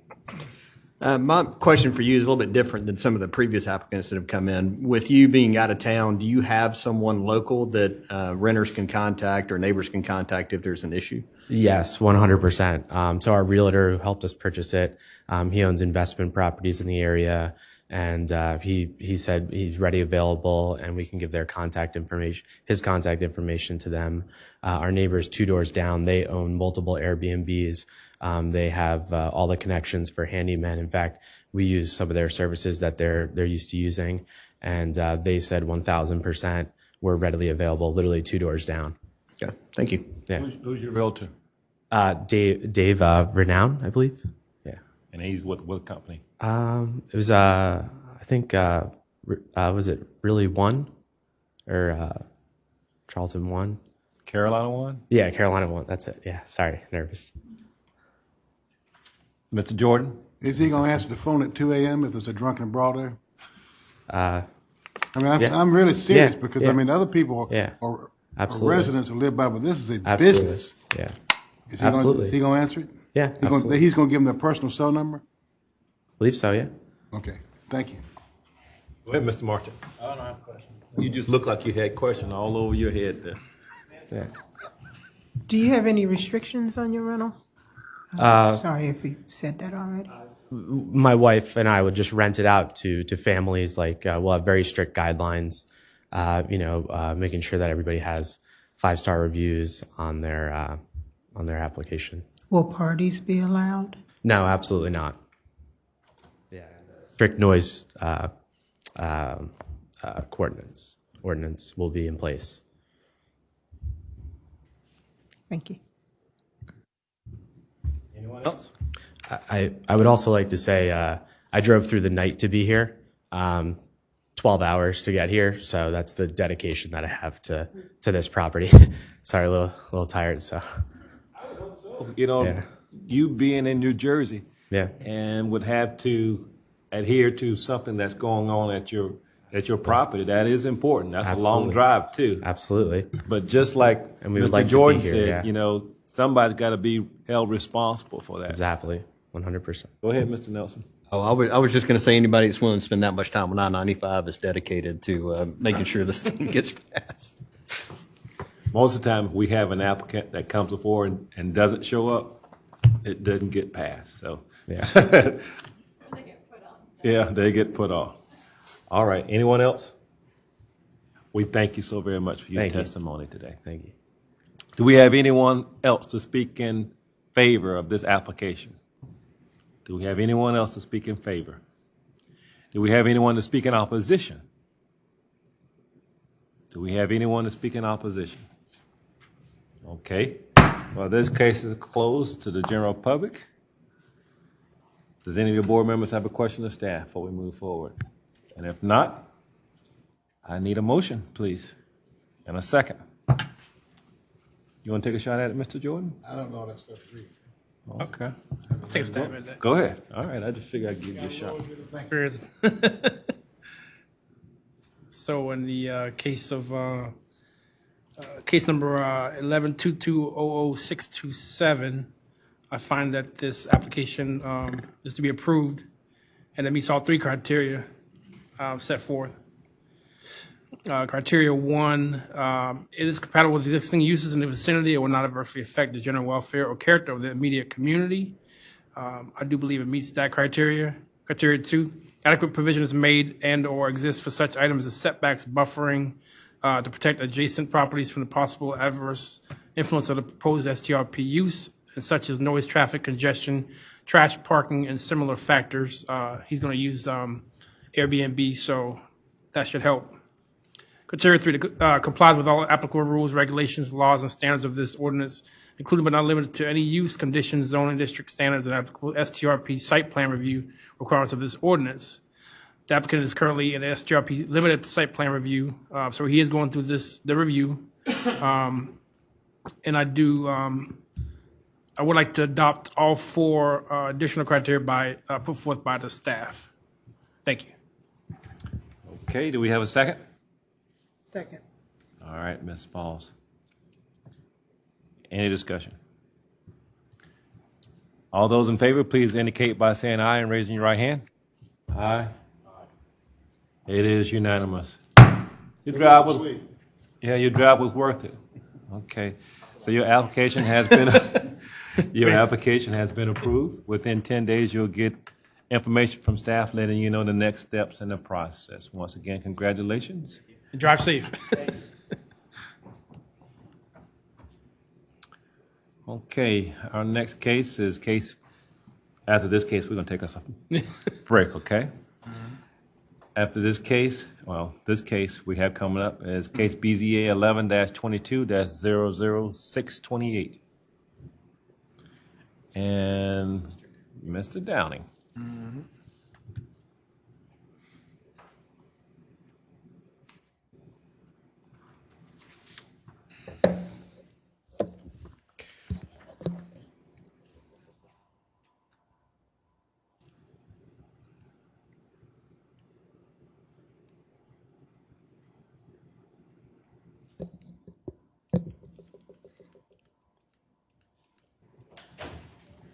So, BZA case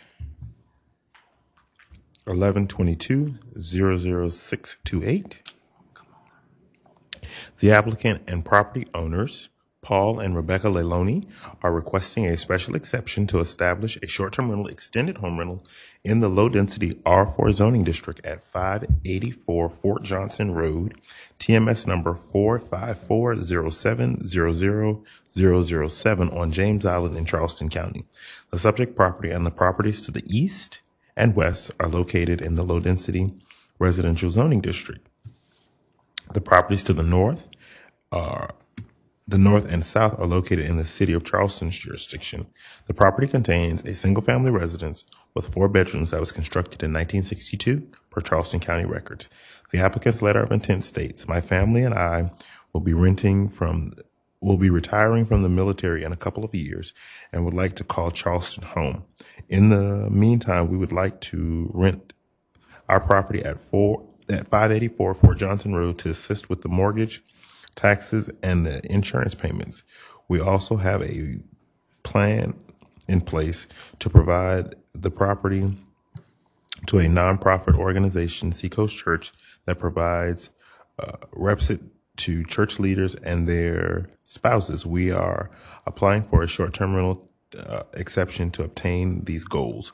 We have hired Southern Charm Hospitality Group at 26 Ingle Street, Apartment B in Charleston, to manage the property and provide an immediate response if needed. We will contribute to the positive morale of Charleston County and avoid adverse protection to the community at cost." That is the definition of short-term rental. This is a unique area in Charleston County. The subject property are the only properties left in that area that are in the county's jurisdiction. The properties in green are the properties in the city of Charleston's jurisdiction, and the properties that are in the purplish color are in the town of James Island's jurisdiction. So that is the subject property. Those are aerial views of the subject property. Staff conducted a site visit on December the 7th. That is the single-family residence and parking. That is Fort Johnson Road.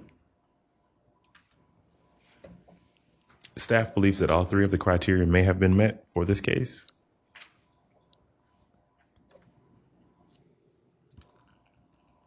So the Board of Zoning Appeals may approve with conditions, or deny BZA case 1122-00628, subject property to establish a short-term rental, extended home rental in the low-density R4 zoning district at 584 Fort Johnson Road, TMS number 45407-00007 on James Island in Charleston County, based on the BZA's finding of fact, unless additional information is deemed necessary to make an informed decision. The board may modify any of staff's recommendations conditioned below, including but not limited to restricting the number of days a short-term rental may be rented. In the event that the board decides to approve this application, the board should consider the following recommendations by staff. Prior to the zoning permit's approval, the applicant shall complete the short-term rental limited site plan review process. The use shall comply with all requirements of Article 6.8. The property shall not be used for more than 144 days in aggregate during any calendar year, and the subject property and the property owner shall be responsible for ensuring that the tenants comply with the Charleston County noise ordinance. That is the site plan that was provided, the plat, and we received 1 letter in support and 6 letters in opposition. Any questions?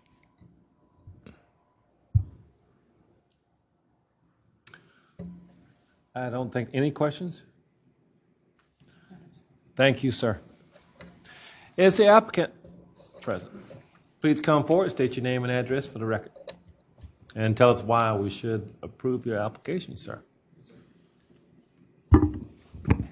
Good evening. My name is Paul Leone. Currently live at 1712 Cottonwood Point Drive in Fort Collins, Colorado.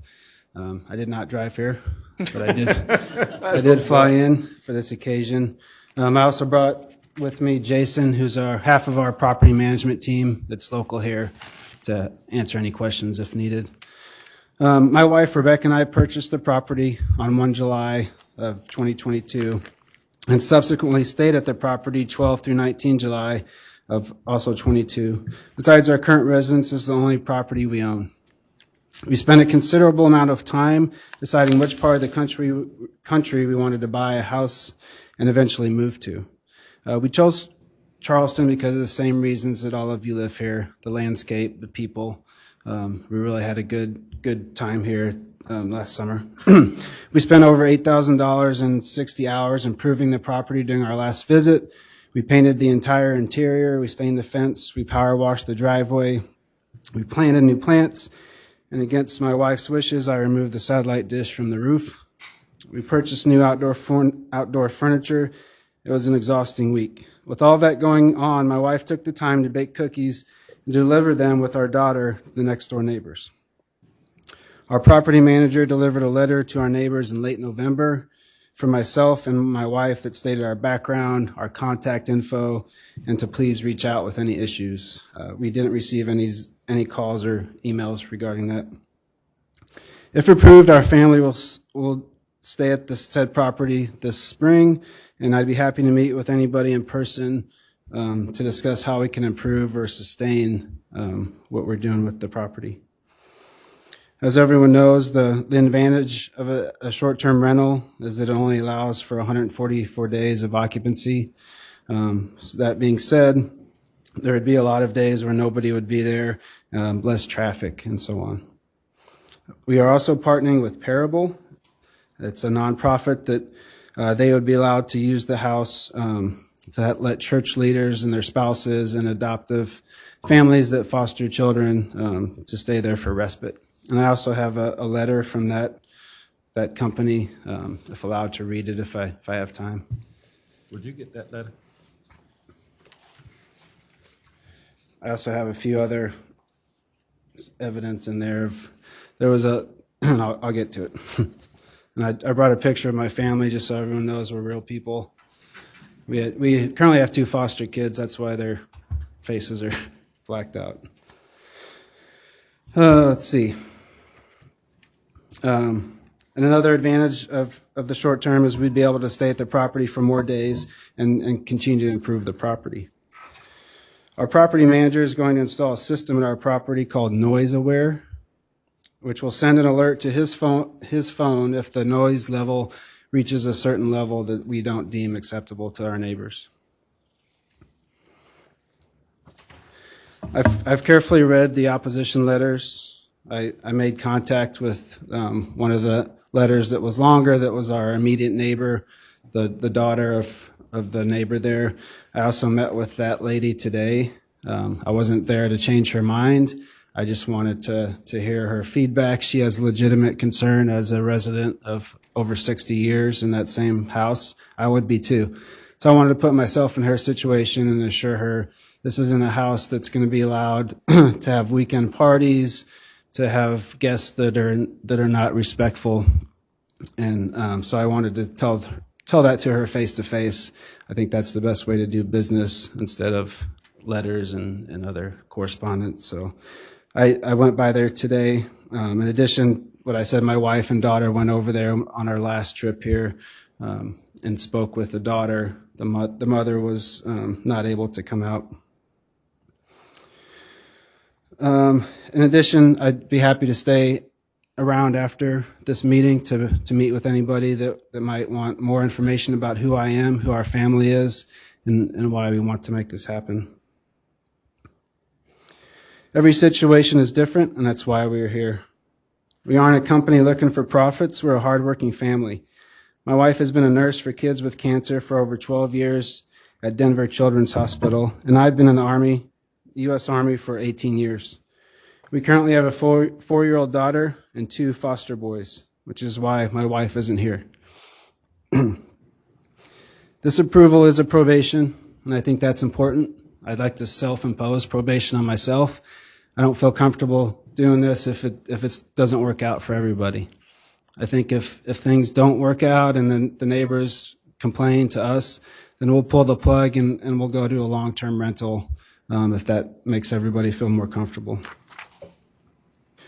In addition, I wanted to address a few of the items in one of the letters. They stated that the applicant has never made an effort to contact my mom or other adjacent neighbors. When we were here in July, we did, like I said, my wife and daughter did go to the neighbors and deliver brownies. So, in addition, they stated the applicant has not visited their property since closing. I submitted receipts of our plane fare as evidence that we were here in July for that week, 7 days. In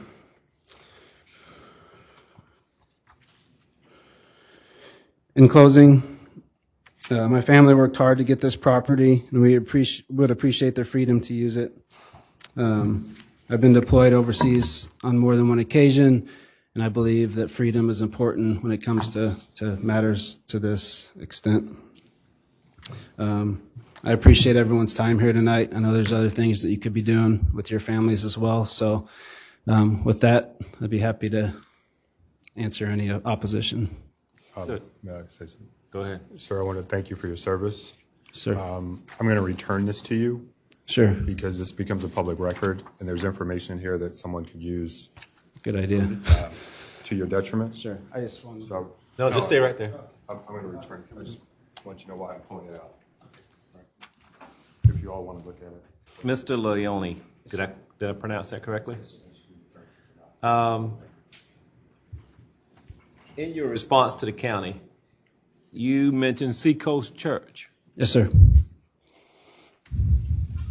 How did they get involved with this, and why do you mention them in this? And that's in this letter. So the nonprofit, they I can read a excerpt of this if you want, or Bring it from your heart, soldier. okay. Well, this is the lady's words. I'm a friend of the Leones. We have known each other for a few years now. While we both live in Colorado, I have roots in South Carolina. I grew up in Spartanburg and come back to visit often. My husband and I run an accounting firm that serves over 200 churches nationwide. We have many ties to churches in South Carolina and North Carolina, including Seacoast. Our business seeks to be generous to pastors and their families, and last year we gave over $150,000 towards this effort. Mainly, we spent the money on creating experiences, vacations, and spaces so pastors, pastors' wives, and pastors and families could take a much-needed respite that they would not be able to afford otherwise. We partner with Seacoast at their Church Creek space as well in the Marsh in Charleston. We also have another mission to give life to adoptive families. The Leones are an adoptive family, and my husband and I have 5 children, 4 of whom are adopted. When I saw the Leones home in Charleston, I knew it would be a great place to bless adoptive families, adoptive moms who need a break, and a beautiful place of respite. I would love for you to consider letting their home be in the short-term rental market, as they are an incredible, committed, and cautious family who wants to honor your rules while also living out their mission to help others. There's a few more paragraphs, but I think that sums it up. Okay. So you're willing to let Seacoast Church use this house and for the use of their benefit? I'm a member of Seacoast, and that's why I'm asking this question. I mean, they would probably have to cover like utilities and things like that, and Seacoast wouldn't have to pay. It's the Parable network that would pay for those incidental charges. Okay. So, all right. So you were here 1 week working on your place. How did you find this we through online searches. I did an exercise with the Citadel when I was on the civil support team. We were actually here like 2 years ago. And so we were able to see the area, experience it. And then we looked both coasts, everywhere in between. We settled on Charleston, and here we are. Have you ever stayed in this particular home? Any other than that week? No, sir. We just bought it in July, so it's a little harder to travel, but with the kids, yeah. Okay. But we plan on coming back at least twice a year. Okay. Does anyone, Mr. Williams? Sir. Thanks for your service. Thank you, sir. So you said you're gonna you're looking to retire in a few years. How long you think you're gonna till you try to live in the house? You think? Well, it's a good question. If they let me go on time. Right now I have 18 years of service. Not the majority, 95% of that is active, so I can retire at 20. And according to my wife, that's probably going to happen. So you're gonna try to live in the house when you retire? Is that basically what you said in the letter? Correct? Okay. Thank you. Mr. Jordan? I too would like to say thank you for your service, sir. I appreciate the freedom you give me. Yes, sir. And I mean that sincerely. My honor. But I'd like to ask the same question I've already asked twice, specifically since your property manager is here. And that is he going to answer the phone at 2 a.m. if there's a problem? I am. Thank you. Because I think I'm not really, by asking that question, I'm not trying to make nothing fun, but residents would like to know that. They're not going to get a recorder at some realty company. So that's why I think that's important to ask on behalf of any residents that are there. And he also dropped his card off with all the surrounding neighbors, so they have that and my number. Thank you. And I also thank you for coming. He can also get a chance to come up here and do it as support too. Anyone else have a question of the applicant? Yes, sir, Mr. Nelson. I just have one question about the Parable ministry. Will the time they use the house count toward the 144 days? Sir, I would assume so. That's how we factored in. Okay. And we'd like to use that for the majority, if not, close. It's they can only do certain weeks and so on, but. Okay. All right. Well, thank you very much. Thank you for coming, and thank you for your service as well. Yes, sir. Thank you. Anyone else? Okay. Thank you so very much, sir. Do we have anyone else to speak in favor of this application? Do we have anyone else to speak in favor of this application?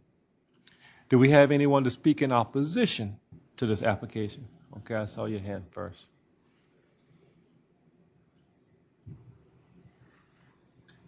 Thank you, sir. Please state your name and address, and please tell us why we should deny this case. Christopher Marr, 3506 Johann Boulevard. I'm here to speak on behalf of my grandmother, who is the next door neighbor. My name's Chris Marr. I'm a James Island native, executive chef, and former farmer in Charleston. Today I'm speaking on behalf of Granny Marie Townsend, who has lived next door to 584 Fort Johnson Road for over 60 years. Granny would have loved to be here herself, but in her own words, does not have the breath to be here as she is currently battling lung cancer. and dependent on oxygen. The neighborhood of the residents in question today is home to many families. If you were to observe the area on any day, you would see children riding their bikes, mothers pushing strollers, and people mourning and visiting their loved ones at the cemetery across the street. Among the people in this community, you will find my family, the Townsends. My granny has raised over 3 generations in her home, including 6 great-grandchildren aged 1 to 9 years old, all who frequent this home regularly. I'm here today to protest against the current homeowners turning the residence into a short-term rental property on Airbnb or VRBO. The homeowners have hired Southern Charm Hospitality Group to rent and market this property as a short-term rental since they do not reside in Charleston. Southern Charm Hospitality Group advertises themselves as a property management group and concierge service for Charleston area. On their website, they market their rental properties as perfect for a bachelorette or bachelor party. Among other things on their website, they mention safety as an important part of their services. However, they are the ones bringing the danger into the community. Some of their mentioned partners include Mint Nightclub, Charleston Affair, Bachelorette, Bachelor Greek Events, and Trio Nightclub, just to name a few. These establishments are not exactly known as being family-friendly companies that would uphold the current safety standards of the community. Furthermore, to take a quote from the letter my aunt has already submitted, 6.8.2c states that the short-term rental property must be compatible with existing uses in the vicinity and will not adversely affect the general welfare or character of the immediate community. It is our opinion that this short-term rental property will negatively impact the value of our home and the quiet, safe, and neighborly nature of this community. We submit to you that a short-term rental property is not compatible with existing uses in the vicinity. Granny has always felt safe enough to leave her front door locked her entire life here. Are we really willing to ruin this neighborly vibe, ruin this neighborhood, and subject my grandmother to endless parties next door of her home for over 60 years so they can have a vacation home that they can visit once a year? Furthermore, I would also like to say that we never got any brownies. I would also like to mention that the website states that the office hours of Southern Charm Rentals are 9 a.m. to 6 p.m. I do have the letter with his card. I would like to keep this way. Oh, sorry. I'd like to call him at 2 a.m. tonight and see if he actually answers. And they do seem like they'd be great neighbors. We're just not a fan of the short-term rental property. That's all I got. Okay, hold on. Do we have anyone that has a question of him? No? Oh, okay. Go ahead, Mr. Nelson. I'll just start and thank you for coming. Your concerns are very valid, as are all the concerns of all the neighbors that show up every single night that we listen to short-term rental applications and listen to upset neighbors over the potential for what may happen within a given neighborhood. I think one thing that we have to take into consideration, though, is not necessarily, we have no evidence at this point that there is something that is detrimental that will occur to the neighboring property owners just for allowing the special exemption that is part of the ordinance that's presented to us. And so that puts this board in a difficult spot in trying to predict what the future may hold. As in every case that comes before us when there are neighbors in opposition, what we encourage more than anything else is the neighbors to talk to the neighbors, the owners of the property to talk to the neighbors of the property, and everybody be in close communication with what does transpire at the property if a short-term rental is there, particularly for an owner that is out of town. Beyond that, there's not really much more this board can do, in my opinion, to try and remedy these particular situations. But I definitely appreciate your concerns, and thank you for coming. And they're very valid and things that the owner needs to be aware of. But I would just like to focus on that they are marketing towards bachelor and bachelorette parties at Southern Charm Hospitality. There's a No, you can't. You actually can't. Not right and you bring up a valid point, but the owner has also testified that he plans to use the property for a church nonprofit group. So we do have a little bit of a discrepancy here between what a website says and what the owner says. We may have to give deference in this particular case to what the owner is actually testifying for. The owner also said that there would be no parties allowed, so, I think that's a valid concern that comes up all the time. Will there be noise issues in parties, particularly younger folks who might not be as concerned about an elderly neighbor that lives next door? And if your granny hears all these parties, or if there are parties going on, complain. And this board and that staff will make a note of it. And if it continues, they won't get that permit for the following year. And they can revoke it immediately. So that they have latitude, but then yet, there's ways that they can lose this privilege. So just be mindful of that. Only if you grant it to them. The applicant brought up something in this particular case that I've never heard before, and that is an actual noise monitoring device on site that can immediately alert the property managers of a violation of the noise ordinance. That's good. Yeah. Very uncommon for what we hear in this particular seat and with all of the applications that are presented to us. And that's a pretty novel solution to something that may occur or may not occur in the future. Yeah, I never heard of that one. Okay, anyone else? Thank you so very much for your testimony tonight. Do we have, yes? Thank you. Please come forward and state your name and address, and please tell us why we should deny this application. My name is Carla Kessinger. I actually live at 590 Fort Johnson, so I live in I'm the other neighbor on the other side of the property. Okay. And so my opposition basically, whenever I read through this morning, had stated that he's met all of the neighbors. I've never seen them ever. And I don't want to be I want to be an agreeable neighbor, but it really bothered me that you're going to do a short-term rental. You haven't come to talk to anybody about any of the things. I do know that one of the things that you had mentioned was the fence on the property. We share that fence, and I doubted if you were even a real person because if you would direct your comments this way. Sorry. I doubted if they were even real people because that side of the fence, it's a bit rickety, and I thought, have they even ever been on this property? So my concern was that, it's great that they have a company to help with property management, but basically it's on the neighbors to make the complaint and make the calls if there's some issue with the rental. The max capacity of that is going to be 12. And so, that's a pretty sizable amount of people. Even they have a great backyard, there's a pool back there. So, if I'm just trying to enjoy my backyard, if there's 12 people over there, that's a lot of people with noise. And my bedroom is on that side of the house. So my bedroom window is up against their closest side. So those were my concerns as a neighbor that's right beside them. Yeah, and if you're going to move maybe in 2 years, that's still a whole lot of people coming and going constantly every week that I have to, see and watch come in and out, for 2 years until you decide to move here. Maybe it's 5. That's a lot of different people in and out. So that's all. Okay. Does anyone have a question of this very nice young lady? Anyone?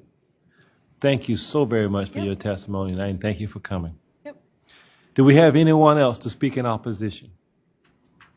Do we have anyone else to speak in opposition? Okay, sir. You have the right of rebuttal. You're limited to 2 minutes where you can address these concerns. I'd like to thank those folks for coming, and I think your opinion is very important in this for everybody. So I'll start with the first gentleman. I owe you a brownie, and I'll be happy to take care of that later. Our property company, I'm sure I know they have other tenants or clients, and I just want to make sure that there's a difference between some of the folks they cater to and our situation. And I've already spoken to them about, the difference and the rules that we are going to enforce proactively. We're not going to let folks stay there that have reviews that aren't to our standard. We'll limit the size. That noise aware system, I think, is going to be very crucial to what we're trying to do for both neighbors. So we have a good relationship with them, and we'll continue to make sure that there's no issue there. And as far as the other neighbor, I'd be happy to meet you after this, just to give you show you who our family is. It's weird talking this way, but anyway, I'm going to stay after the meeting and meet with some folks if they need to reassure them what we're trying to do. I think a lot of us have stayed at Airbnbs in other towns and enjoyed our stay and been respectful of that property based on the rules that are published, the agreements, and I think we fixed the house up to a point where it's at a good price point for folks that would stay there that are outside of our the church group and so on. So that's all I have. Okay. Thanks. Anyone? Mr. Jordan? Do you have any plans to fix the rickety fence? I will, sir. I wasn't aware. We were there a week and we did a lot of work.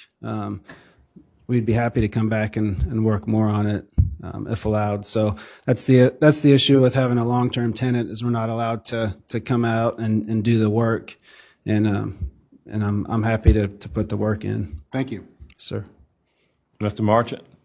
I guess my question is really a clarification. So you said you've met your two adjacent neighbors. Your two adjacent neighbors have said they never met you.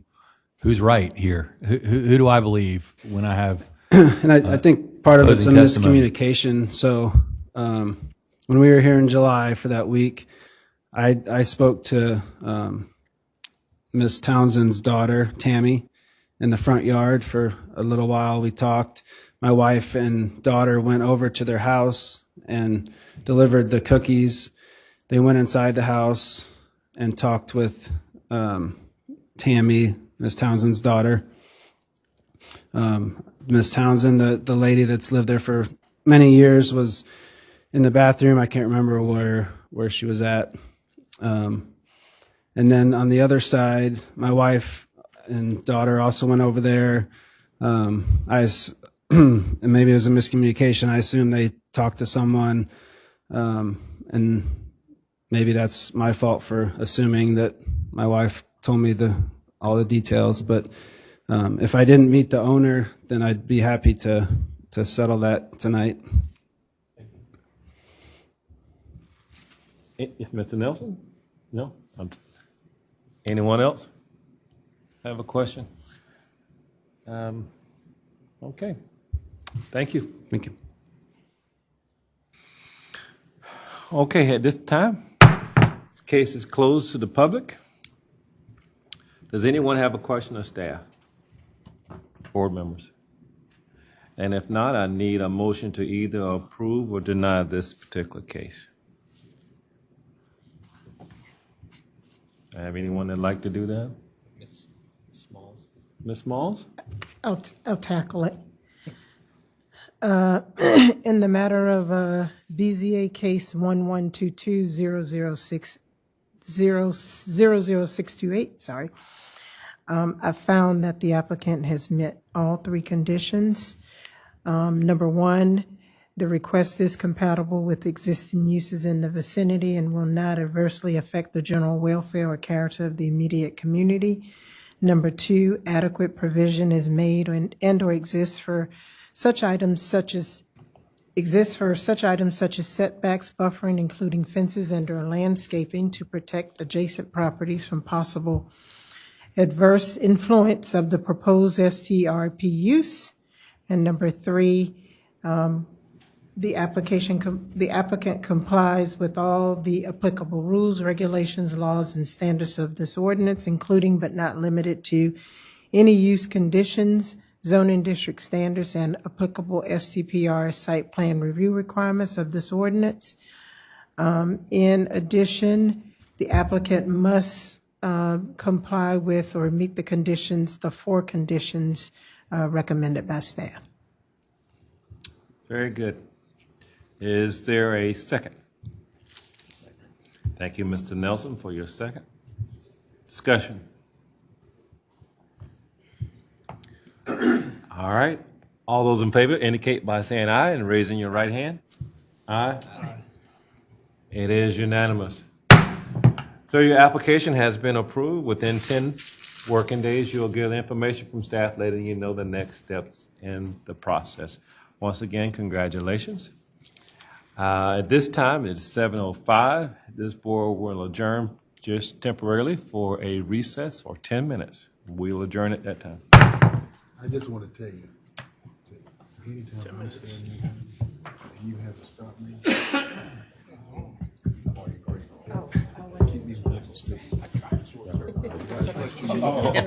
Yes, I try to say that. I'd hate to see here and be here while he's doing all that.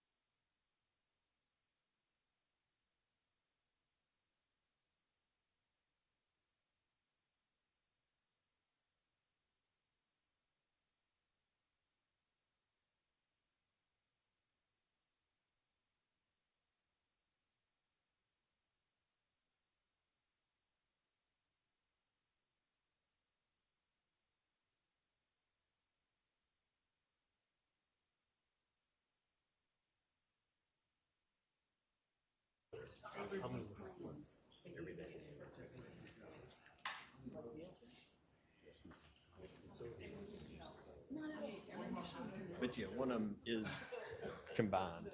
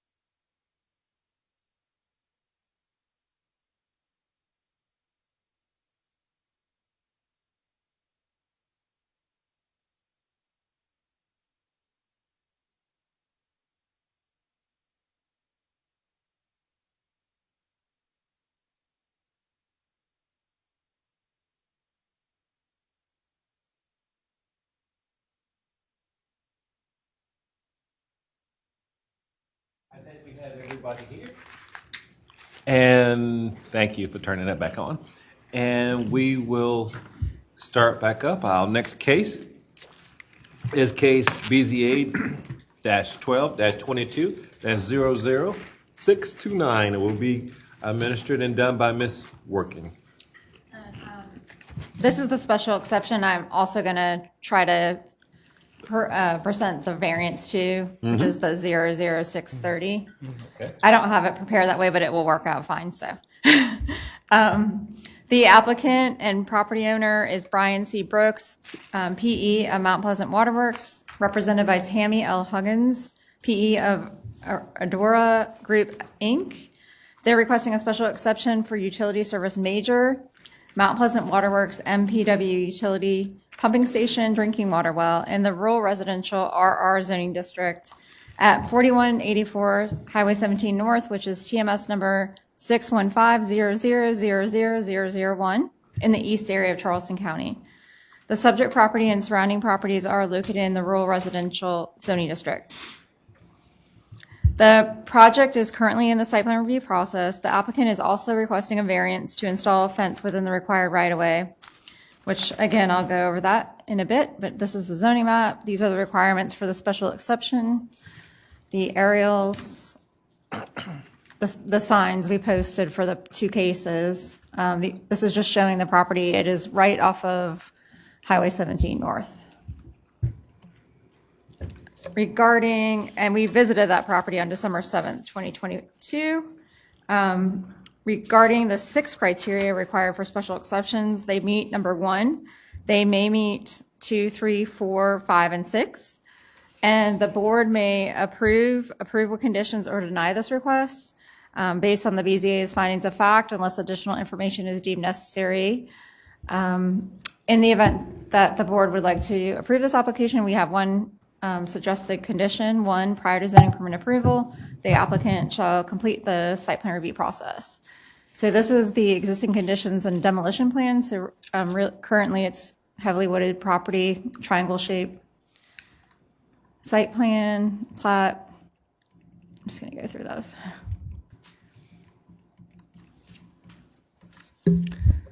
And as I mentioned, it's the same applicant, property owner, property, everything. So this is a variance request to install an 8-foot high black vinyl coated chain link fence, security fence, within the required right-of-way landscape buffer along Highway 17 North for the proposed MPW utility pumping station drinking water well. And the ZELDAR requirement is Chapter 9, Development Standards, Article 9.5, Section 952H1, which states any proposed fencing that will be constructed within a right-of-way buffer shall not exceed 4 feet in height. Chain link wire and barbed wire fencing are prohibited within right-of-way buffers. An architectural detail and fence location plan shall be submitted to the zoning and planning director. So that's the reason this fence in particular was over the 4 feet and it's chain link. Again, we visited the site on December 7th, 2022. These are the same. Oh, sorry, go back. This is a photograph that the applicant provided, just showing an example of the 8-foot high black vinyl coated chain link security fence. And regarding the criteria for the variance, there's 7 criteria. They have to meet all 7. And we felt this request meets 1, 2, 3, and 5, and that it may meet 4, 6, and 7. And I believe it was the same, let me double check, but I'm pretty sure it's the same condition. Yeah. So we are requesting the same condition for that one, that prior to zoning permit approval, the applicant shall complete the site plan review process.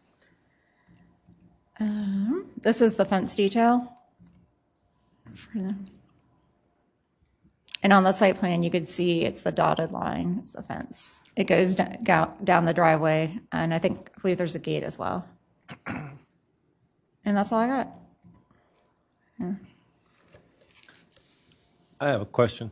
Sure. They're not going to remove that many trees, are they? There's no grand trees being removed. Jennifer, do you know, like, the amount of trees that are being? No. But we know there's no grand. So. How many trees are there? I don't know. I just walked along the highway and I got stickers all stuck on my legs. I didn't actually go on the property because it would have been awful. And that's with boots on. Yeah. So the disturbance area that they're having, just for the pump, how big of an area is that? I can't see. I need glasses. Can y'all see? I'm sorry. It's embarrassing. Let's see. Do you know that? You know? Okay, the applicant says they know the answers to these questions. So if you want to call them. Okay. Anyone else have a question of staff? Mr. Williams. So do you have any idea how far it is from current residential homes? Yeah, there's not any homes nearby. A couple miles maybe, or? No, it's not. Oh, yeah, the church. That's Church right. by it? The church is, like, so if you're looking at this map, the church is. So can And then there's a cemetery here, church. Not sure what that is. Ms. Switzer-Smalls, you had a question? Just for Jenny, can you verify you said that the fence can't exceed 4 feet in height and it can't be chain link? Right, Oh, that's 8. what the variance request is for. Okay. Anyone else? Is the church near the pumping It's over here. spot location? Can Or you see no? that? Is it the building at the top corner? Well, the bottom here. Bottom. And the pumping is over here.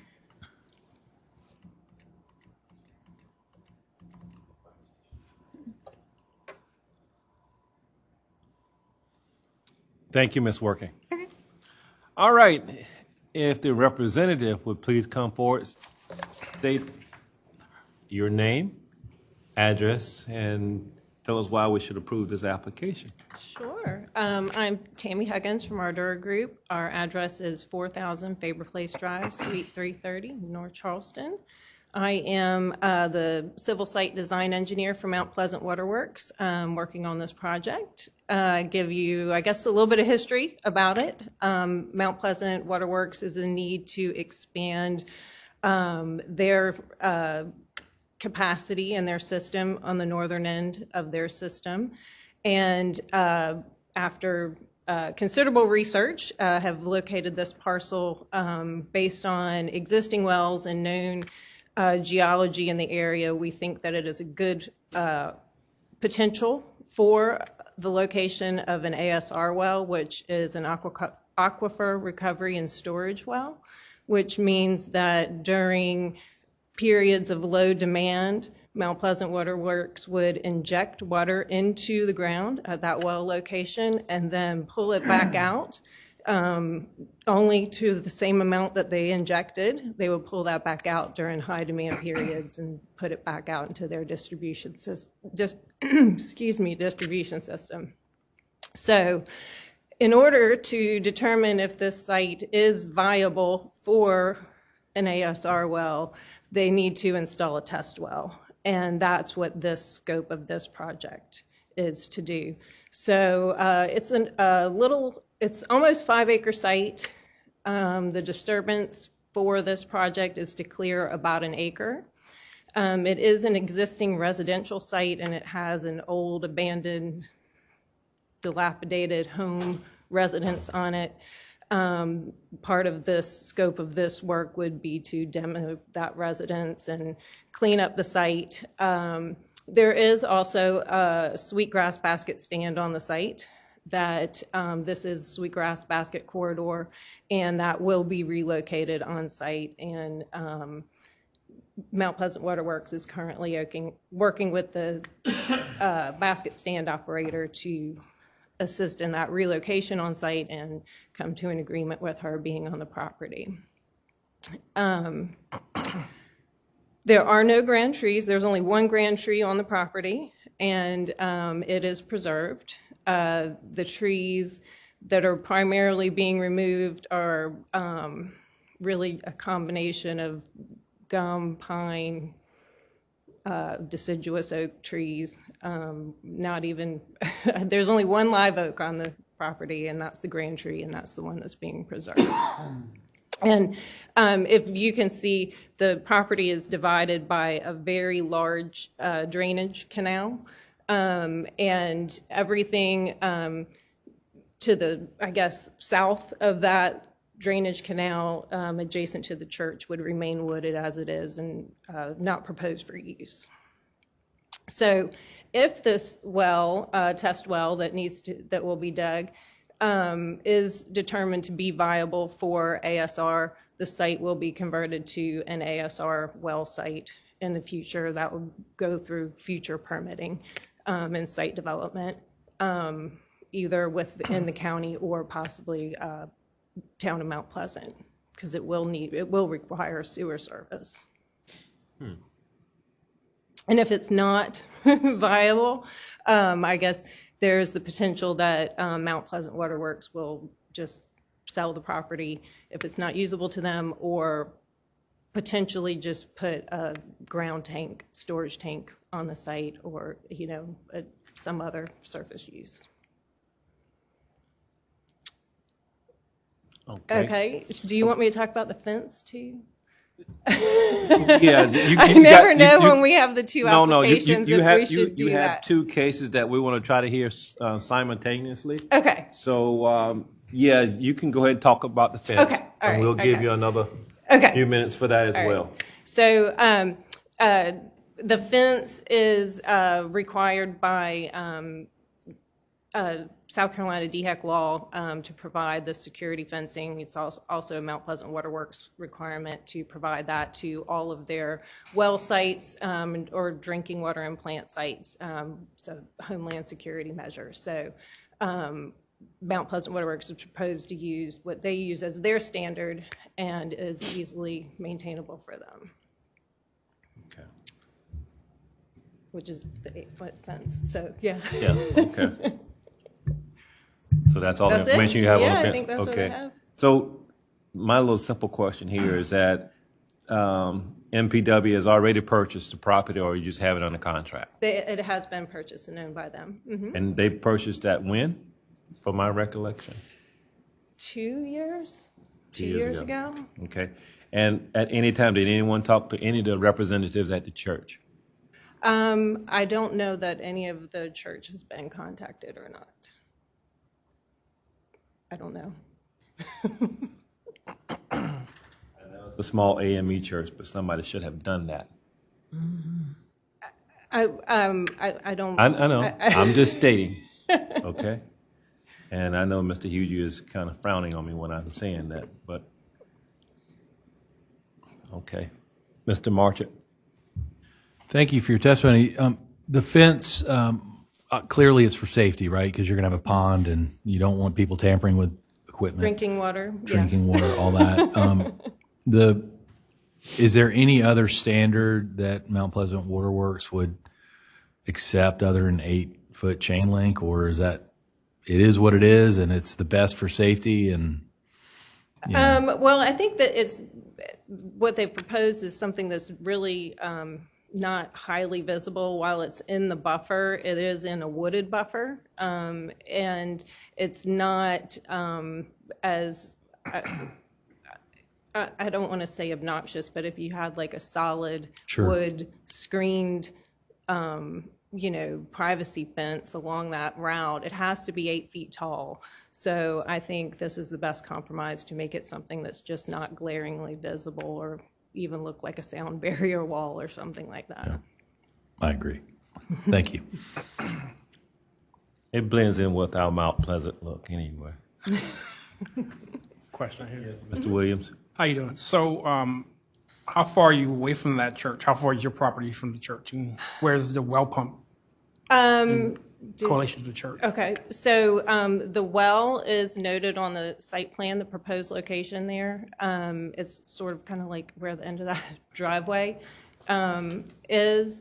And the distance from the church is, I don't know without measuring it off the top of my head, but I'd say 500 or 600 feet at a minimum from the church. There's a cemetery that separates from the wood line to the church, and then the church itself.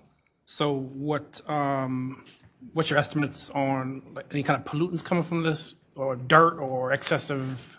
No, when they're drilling the well, all of that well drilling material, it's similar to any kind of directional drill process. There will be a rotary mud drill used for that, but all of that's contained on site, which is the intention of having the detention pond installed so that any stormwater runoff from the site is filtered before discharging. So no. Okay, thank you. Mr. Nelson? Mrs. Huggins, thank you for coming. I think one question that might clarify some of the concerns that my fellow board members may be wondering, how deep will this well be? It will be 415 feet deep. And so it will not have any impact on groundwater of the adjacent properties, correct? No, absolutely not. And also as part of the well testing process, there are monitoring wells installed on site and around the site, and any adjacent wells will be monitored as well. So that that's part of the test, is to make sure that we are not decreasing the water table for the adjacent properties. And this may be a question for staff, but if by chance the well is approved for, is it ASR? Am I getting that right? ASR. Would we have to rehear this for another zoning request for it to actually be used in this capacity? Is this just for the test well alone, or is this for both? I think we're asking for maybe I shouldn't answer that. Yeah, the application is for the test well. For the test well. Correct. But, right, but the use is, it's a public utility use, which is Right, we would be not going for approved. the redevelopment to include any additional disturbance that they need to put in the additional well infrastructure. That would be a new future request or would be accomplished underneath this particular hearing? The disturbance review would be within a future application. Right. Thank you. Anyone else? Thank you, Ms. Huggins. Okay. Do we have anyone else to speak in support of this application? Do we have anyone else to speak in support? Do we have anyone else to speak in support? Do we have anyone to speak in opposition? Do we have anyone to speak in opposition? Okay. This application is closed to the public. Board members, do we have any other questions for staff? If not, then I need a motion. And whomever would like to try to do that, just remember, let's try to do both this one and the second variance. And we'd have to address all criteria, but let's do them separately, but you can do it all in one fell swoop. Okay? Is that a lot? Do we have anyone? Mr. Nelson, you want to try it? Mr. Chair, I would be happy to make a motion to approve first case number BZA 1222-00629. In making this motion, I find that the request does meet all 6 of the criteria that are necessary for approval, that it is consistent with the recommendations contained in the Charleston County Comprehensive Plan, and that the character of the underlying zoning district as indicated in the zoning district description. I also find that it is compatible with the existing uses in the vicinity and will not adversely affect the general welfare or character of the immediate community. I find that it meets criteria 3, that adequate provision has been made for such items as setbacks, buffering, to protect adjacent properties from possible adverse influence of proposed use such as noise, vibration, dust, glare, odor, traffic congestion, and similar factors. I also find that it meets criteria 4, that where applicable, it will be developed in a way that will preserve and incorporate any important natural features. I find that it meets criterion 5, that it complies with all applicable rules, regulations, laws, and standards of this ordinance, including but not limited to any use conditions, zoning district standards, or site plan review requirements of this ordinance, and that it meets criterion 6, that vehicular traffic and pedestrian movement on adjacent roads shall not be hindered or endangered. In making this motion, I would also recommend that we include the one condition recommended by staff in their well-worded assessment. That is my motion. You want to do 30? We got to vote on this one. Yeah, first. yeah. Okay, that's right. All right. Do I have a second? Second. Mr. Williams, thank you for that second. Any discussion, question? All in favor, please indicate by saying aye and raise your right hand. Aye. Aye. It is unanimous. You want to go to 30? Mr. Chair, I would like to make a motion that in the case number BZA 1222-00630, that we approve this one is a variance request, I believe. That we approve this variance request. And in making this motion, I find that it meets all 7 of the criteria, that there are extraordinary and exceptional conditions pertaining to this particular piece of property, that 2, these conditions do not generally apply to other properties in the vicinity, that criterion meets criterion 3, and because of these conditions, the application of the ordinance to this particular piece of property would effectively prohibit or unreasonably restrict utilization of the property. I find that it meets criterion 4, that authorization of the variance will not be of substantial detriment to the adjacent property or to the public good, and the character of the zoning district will not be harmed by granting of the variance. I find that it meets criterion 5, that the BZA shall not grant a variance, the effect of which would be to allow the establishment of a use that is not otherwise permitted in this zoning district.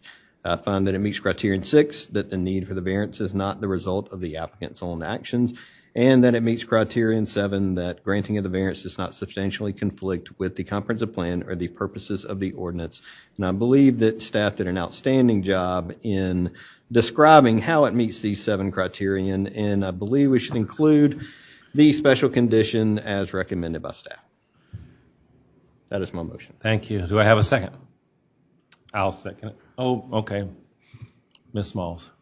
Thank you. All right, any questions? Discussion? Let's bring it to a vote. All those in favor, please indicate by saying aye and raising your right hand. Aye. Once again, it is unanimous. So on both applications, Ms. Huggins, you have been approved, and staff will contact you with the next steps in the next 10 working days.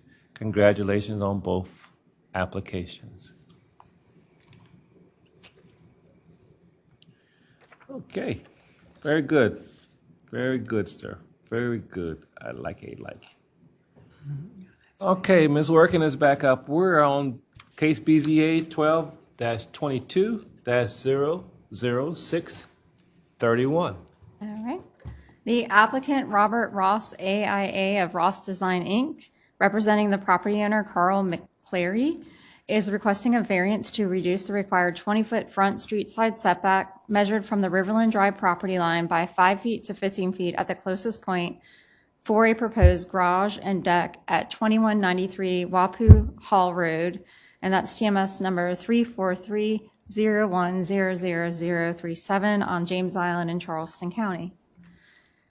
The subject property and adjacent properties to the south are located in the low-density residential R4 zoning district. Adjacent properties to the north, east, and west are located in the city of Charleston's jurisdiction. The subject property is 0.25 acres and contains a single-family residence that was constructed in 1950 per Charleston County records. The applicant's letter of intent explains the request, in quote, to encroach on the corner setback requirement of 20 feet facing Riverland Drive to add a new garage to the home. We would like to continue the line of the existing home along Riverland Drive. The current home already encroaches 2 feet and 6 inches into the setback. The new garage would encroach a total of 5 feet into the setback. This is a result of the house sitting skewed on the lot. So this is the applicable zoning ordinance sections. So this is a corner lot. They have 2 20-foot front street side setbacks, and the remaining lot lines have 5-foot setbacks. And we conducted a site visit on December 7th, 2022. This is the aerials of the property. Picture of the front of the home, and that's along Riverland. This is along Riverland Drive, and then photographs of the streets. So regarding the criteria, staff stated that it meets 1, 2, and 5, and that it may meet 3, 4, 6, and 7. We had 3 public comments in support of this application and 1 public comment in opposition. And I do not have any conditions for this one, so you may approve with conditions, or deny this request based on the BZA's findings of fact, unless additional information is deemed necessary to make an informed decision. Again, I don't have any suggested conditions, but you may add them if you would like to. This is a survey showing you the existing conditions of the property, and then the proposed site plan that I showed earlier. And the plat. All right, thank you, Mr. Marchant. Ms. Working, you mentioned 1 in opposition, 3 in support, is that right? Yes. Did you send the support ones later, and did I miss those? Were they in, because I don't think they're in the packet. Yeah, so they're in the slides. They're in these slides? There was 1 in support that made it in the packet. Okay. Sheely. And the others are part of the application? Right. Okay, thank you.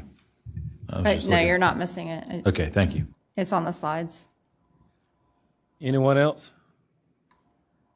Thank you again, Ms. Working. Is the applicant here? Yes. Very good. Thank you so very much, sir. Please state your name and address for the record, and please tell us why we should approve your application, sir.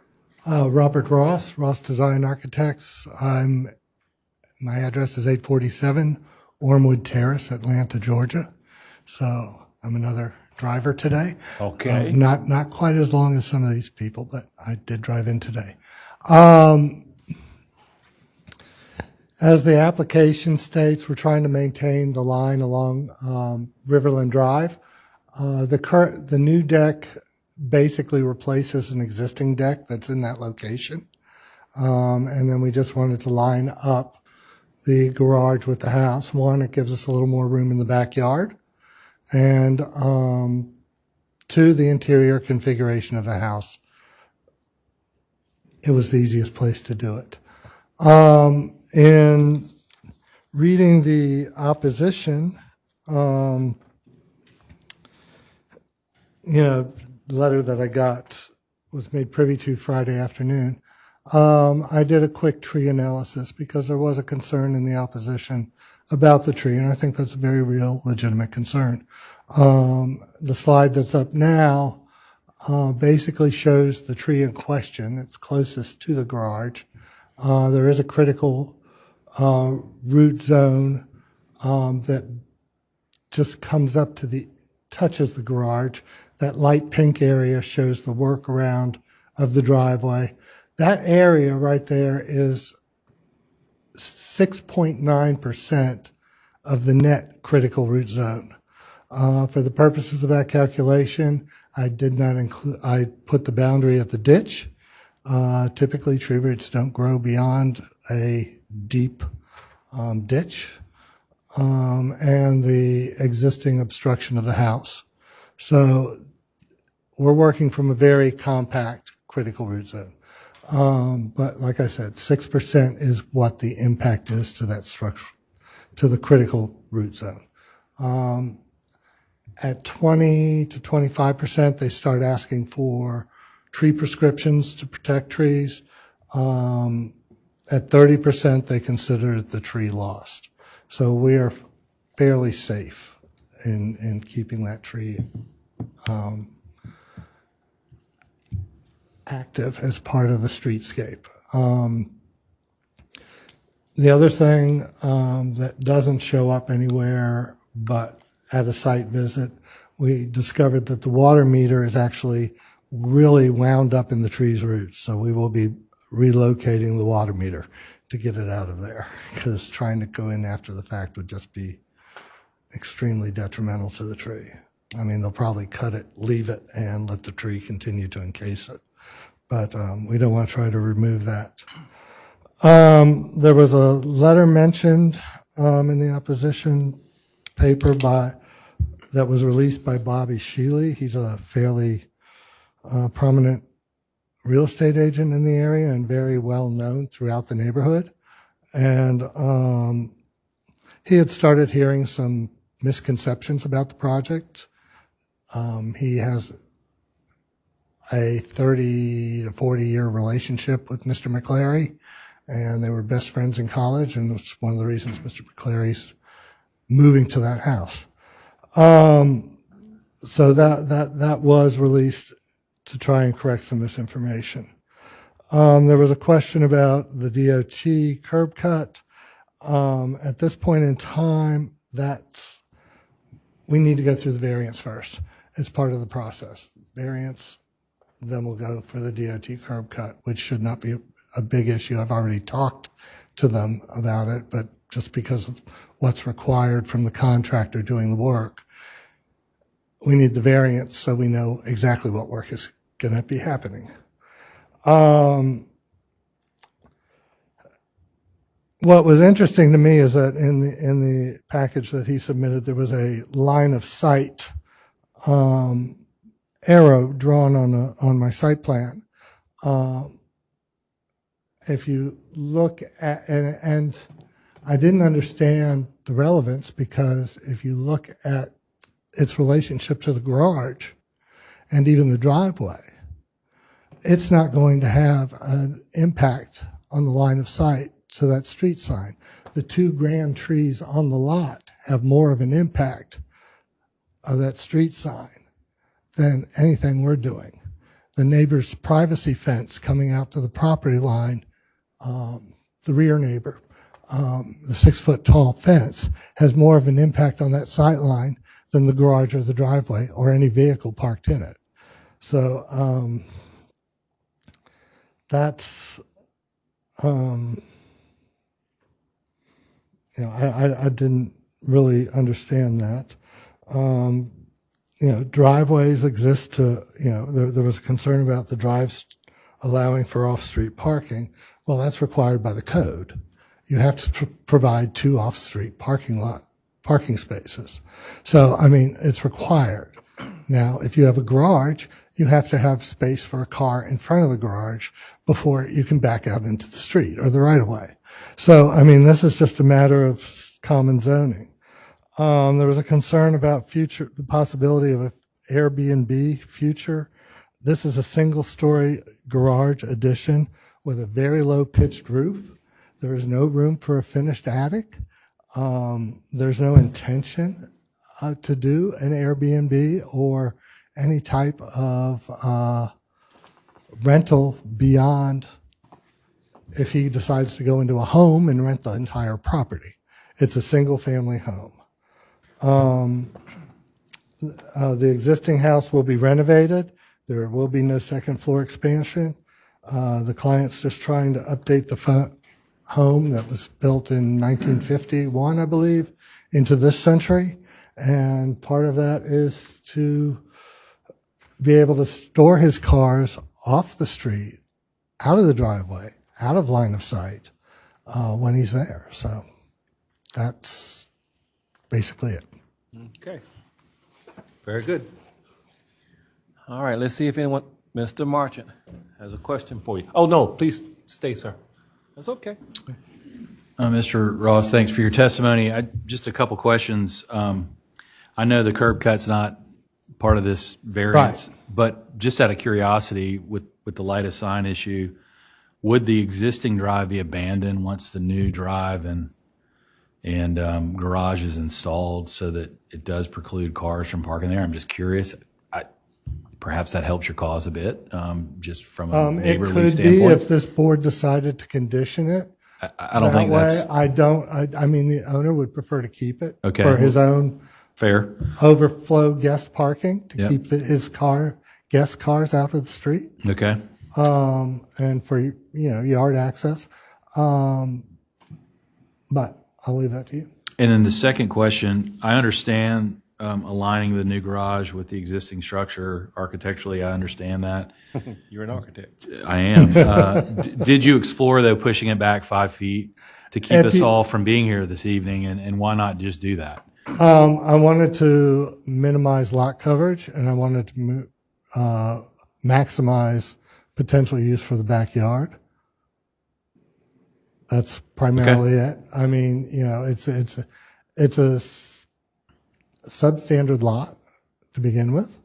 It's a small lot, and it's on a corner, which gives it the blessing of enhanced setbacks. Mm-hmm. So, if the house were sitting parallel to Riverland Drive,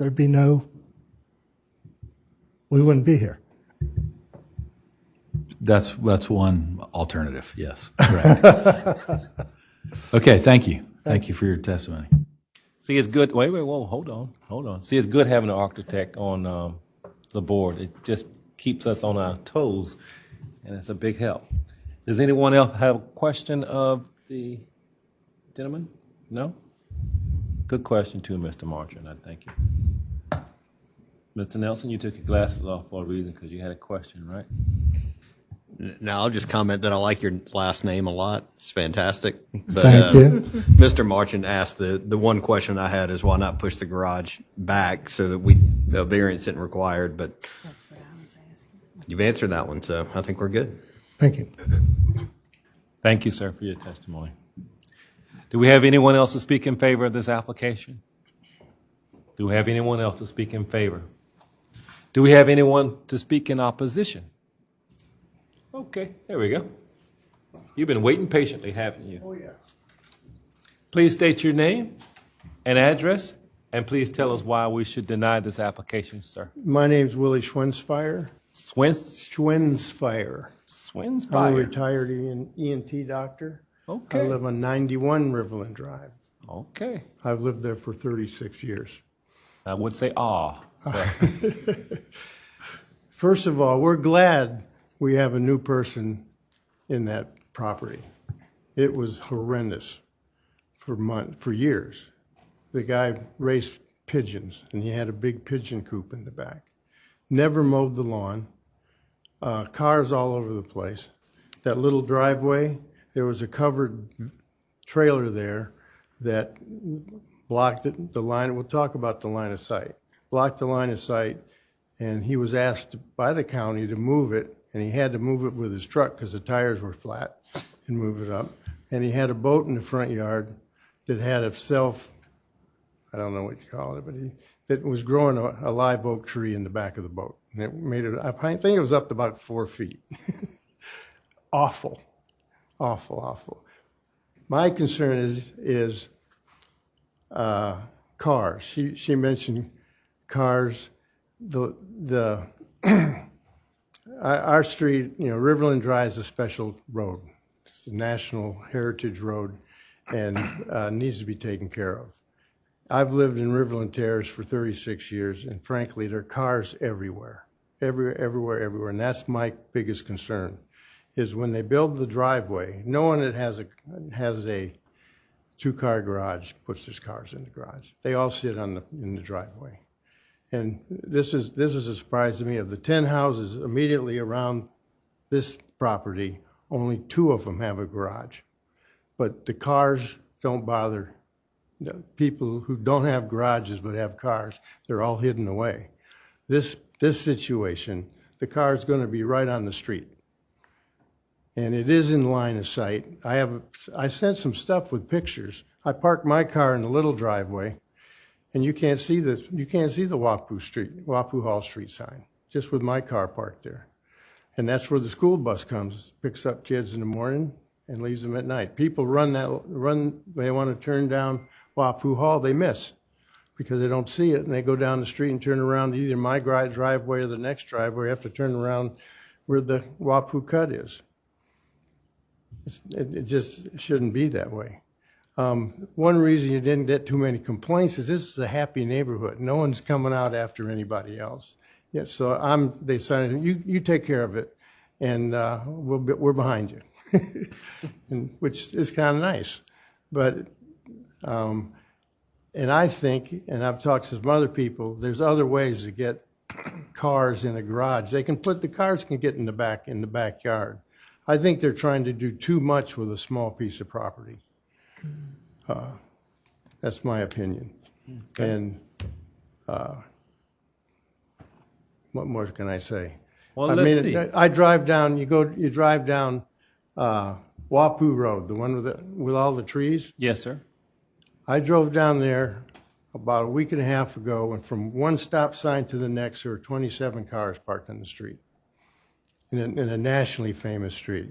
That's the problem. I don't know if you saw the packet I gave you with the pictures. Did you all see that? Mm-hmm. And there's one picture there on the street. It's 2 streets from mine. There's cars everywhere.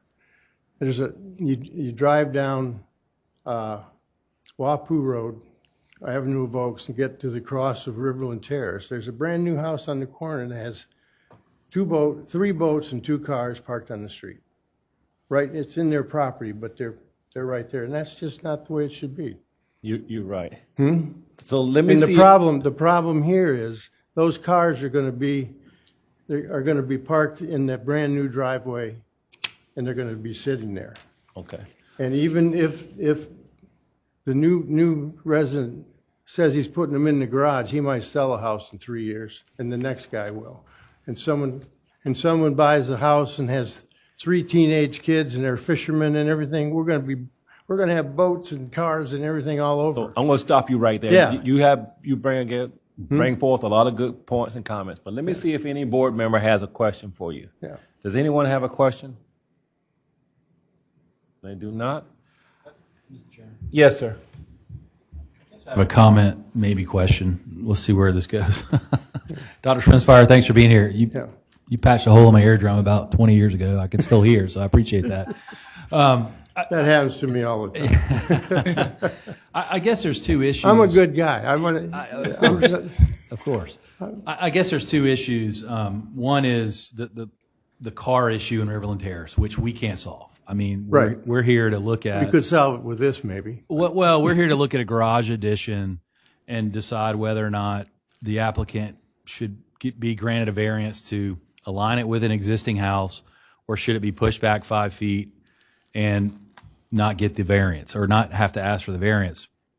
And I think that's what we're here to do today. And so pushing and what I'm hearing you talk about is, if we push the garage back or require the applicant to push the garage back, it doesn't solve the car problem. So no matter what, It does if he puts he can put the garage doors in the backyard. That's It's true, easy but to we get can't. up But in we there. can't dictate design. I guess is what I'm saying. Yeah. And so, in an effort to kind of solve your issue at hand, there's no course that this board can take to do that. And so, I apologize for that, but it sort of is what it is. I mean, there's just nothing we can do. The question around whether he's going to park the car in the garage or not, again, not our purview. Right, This is well- really about, where does that garage need to be? Now, one question I might have is, because you showed in your opposition letter a 2-story garage example from somewhere else in the neighborhood. Well, his neighbor told his neighbors is the realtor. Right. And Seals, and he said, go down and look at that garage. That's what it is. Right. And the garage is great, big, and clumsy, but it's also 60 feet from the road. Sure. Not 28 feet like this one is. Yeah, and so one question would be, would visualization help us better if we had a rendering of the garage? And the applicant said it was 1 story. And Well, I wonder why we haven't gotten any of that. In his letter, he says he's got it. Right. And it's nice, and Yeah. but no one's ever seen it. Well, and in some cases, for us, the more information we have, we can make a better determination. Yeah. So maybe that drawing exists. Maybe we'll get to see it tonight. But at any rate, I just wanted to share that the car issue, which I don't disagree with you. I drive through Riverland Terrace sometimes. I have friends that live there. Y'all have a car problem. I mean, I hate HOAs, but maybe you need one to solve your car problem and your VRBO problem. I don't know. That would take some. What's things. HOA? Homeowners Association. Oh, yeah, we got one of those. Well, maybe y'all should meet and talk about how to. But park the cars. problem is we've got Charleston County. Yep. We've got city of Charleston and the city of James Island, so Yep, you can't there's a get in. mess. Any rate, just wanted to bring it back to, this is about a architectural addition and a garage, and to the extent we can address parking cars, we will, but I don't think we can. It's just all I wanted to say. So, Yeah. Anyone else? What Thank else? you. I Well- don't think I have much more to say. 2 minutes is up. Yeah, your time. Thank you so very much. Do we have anyone else to speak in opposition? Do we have anyone else to speak in opposition? Okay, at this time, sir, you have the right of rebuttal. If you so wish. You have 2 minutes. I'll take one. There are 2 great trees on the property. One is to the garage side of the property, of that little driveway. The other is down on the corner. And the one down on the corner, I believe, was 39 inches in diameter. So, I mean, that is actually what is blocking the line of sight to the sign. Now, if the neighborhood has a problem with the sign, then maybe they should approach the county about possibly moving it closer to the corner.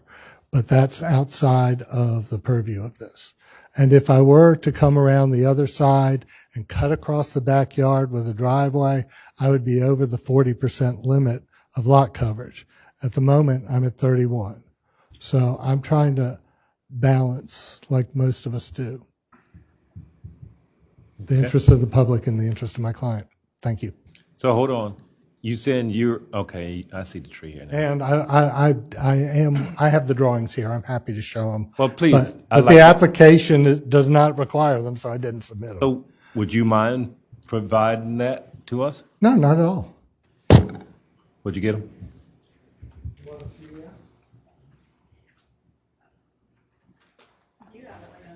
Yeah.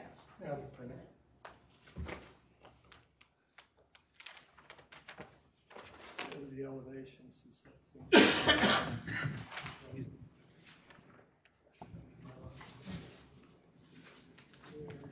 side elevation.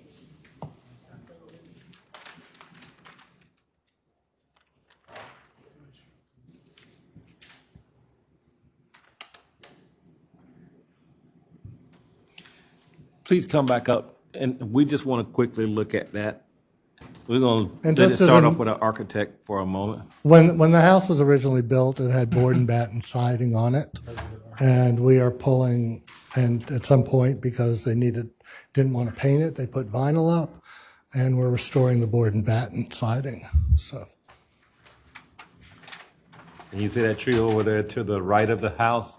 Is a, what, 39-inch Mhm. diameter tree? That's a big tree. And I see the water meter there too.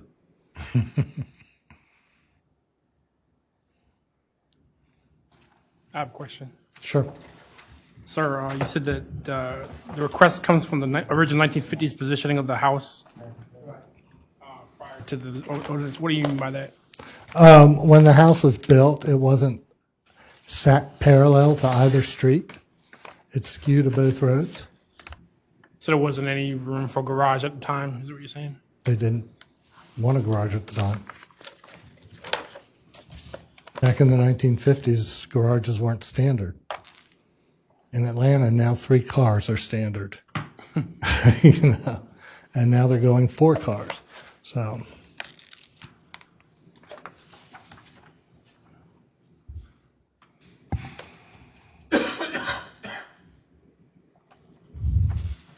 Mr. Chairman, I guess for the record, the garage is a 1-story garage. Yes. As per drawings, so.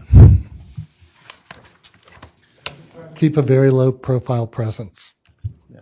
We thank you for providing that additional information as well to this board. Anyone else have a question of him? I would just say after all of this, are you sure you wanted to subject yourself to all of this for a 5-foot variance instead of just pushing everything back? Yes. Okay, fair enough. I do feel strongly about that. Thank you.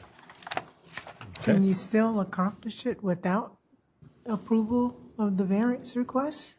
It will not, I think it'll detract from the way the house is laid out on the interior and the use of the backyard, yes. I could, but it would not be as beneficial.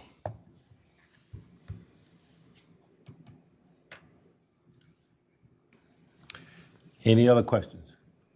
Any other questions? And would require more lot coverage, Okay.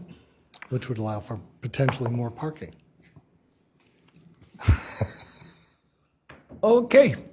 Thank you so very much for your testimony. Thank you. At this time, this case is closed to the public. Oh, come on, turn back on. At this time, does anybody have a question of staff before we go into the vote? If not, I need a motion to approve or deny this case.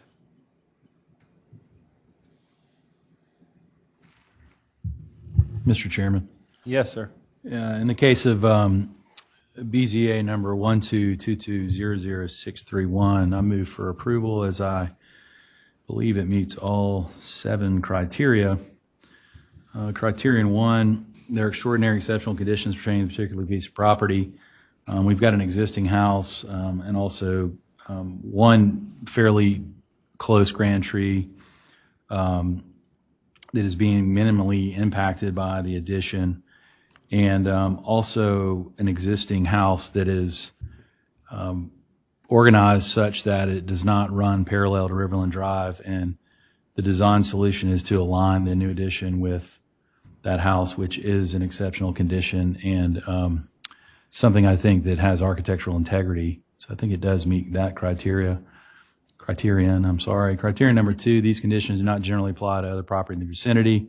As the applicant mentions, a corner lot, which creates some of its own challenges. And also, he's trying to minimize the footprint of site use. So this is not typical of properties in the vicinity. Criteria number 3, because of these conditions, the application of this ordinance to the particular piece of property would effectively prohibit or unreasonably restrict the utilization of the property.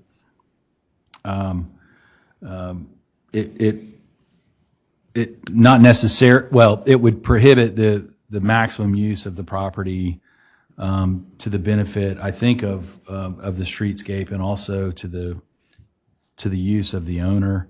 And the encroachment of 5 feet, I think, makes this a better use of the property.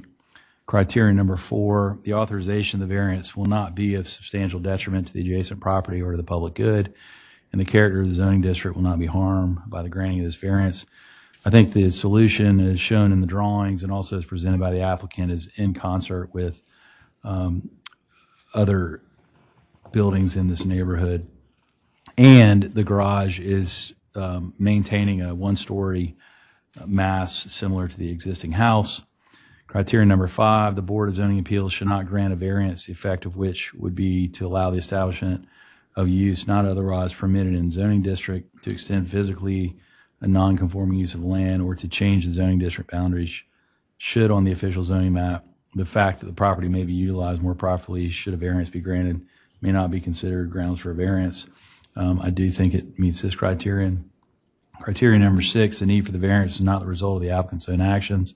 While it is a new addition, I can appreciate the desire and need to align the new garage with the existing house, and I think that's more in concert with architectural merit and also similarity than pushing it back. And in criteria number 7, granting of that variance does not substantially conflict with the comprehensive plan or purposes of the ordinance. Herein ends my motion. Second. Okay, we have a motion that's been properly moved and second. Any question, discussion? Very good. All those in favor, please indicate by saying aye and raising your right hand. Aye. It is unanimous. Congratulations, sir. Your application has been approved. Within 10 working days, you will get information from staff letting you know the next steps in the process. Congratulations, sir. Thank you. Can I get my drawings back? Don't draw right in Atlanta, man. I can send you a PDF tonight. I just need this for a week. Yeah, okay. Yeah. What's left? It's right there. I just thought you might like to put up those recommendations. Okay. All right, we on the home stretch here. Our last case for tonight is case 12, BZA 12-22-00632. And Ms. Workin will wrap that up for us. The applicant and property owner, Brian Hopker, represented by Jody Crosby of Crosby Creations Drafting and Design LLC, is requesting a variance to reduce the required 35-foot OCRM, which is the Office of Ocean and Coastal Resource Management, critical line setback, and to reduce the required 15-foot OCRM critical line buffer at 513 Cal Place, and that's TMS number 343-14-00010 on James Island in Charleston County. The subject property and adjacent properties are located in the low-density residential R4 zoning district. More specifically, the applicant is requesting a variance to reduce the required 35-foot OCRM critical line setback by 24.9 feet to 10.1 feet, and to reduce the required 15-foot OCRM critical line buffer by 4.9 feet to 10.1 foot at the closest point for a proposed rear porch and stairs, and to reduce the required 35-foot OCRM critical line setback by 20.3 feet to 14.7 feet, and to reduce the required 15-foot OCRM critical line buffer by 0.3 feet to 14.7 feet at the closest point for a portion of the proposed residence. And this is the site plan here. The existing house will be demolished. The proposed residence rear deck footprint will be slightly modified from the existing footprint, and that's as depicted on the site plan and the first floor plan. The proposed home will be 1,597 square feet. The first floor is 1,364, and the second floor is 233 square feet. And this is the ordinance requirement. We visited this site on December 7th, 2022. This is the front of the home. And then this is the rear deck. And again, this house is going to be demolished and rebuilt in a similar footprint. These are some aerial photographs provided by the applicant. And regarding the approval criteria, we think that the request meets 1, 2, 5, and 7, and that it may meet 3 and 4. Sorry. And the board may approve with conditions or deny the request based on the BZA's findings of fact, unless the board needs additional information to make an informed decision. In the event the board decides to approve the application, we have 3 conditions to consider. 1, prior to commencing construction, silt fencing shall be installed along the critical line. The silt fencing shall be maintained for the duration of construction. 2, the applicant shall use stormwater mitigation measures such as the use of rain barrels or rain gardens to reduce the flow of stormwater into the marsh. And 3, the encroachment area shall be limited to the footprint areas shown on the submitted site plan. And this is the survey. So this shows the critical line, and it shows the existing home. And then this is the site plan again, with the proposed home. The first floor plan, you can see the master and the rear porch and stairs are reconfigured, and then the second floor plan and the plat. You have any questions? I don't think anyone has any questions right now, Okay. Ms. Workin. Thank you so very much. I'm going to make a really big assumption that you guys are the applicants. So one of the two of you, please come forward. Please tell us why we should approve your application. Good evening. I'm Jody Crosby with Crosby Creations, business address 4770 Highway 165 in Megget. Aren't y'all glad to see me? So I first want to say that the existing house, as was mentioned, would be demolished. That's on a low crawl space. That property floods. So the plan, and I know you guys didn't see any exterior elevations. That's because we haven't got that far, because we kind of had to get through this process to see how we needed to proceed. But the home that I'm designing for for Mr. Hopeker is that it's going to be elevated. So the garage is going to be underneath. The current house is a little over 1,300 square feet with the heated square footage and the garage that's down there at the ground level. So the impact and the overall footprint is a very minuscule amount of additional, and that's just with like the deck and the front porch. So we also have a grand tree in the front, and although we're not encroaching on the grand tree in the front, it is always advantageous to be as far away from those grand trees as possible. And it really, in short, in summation, it's going in about the same footprint as the existing house, so we're not really asking for anything over and above what's already there.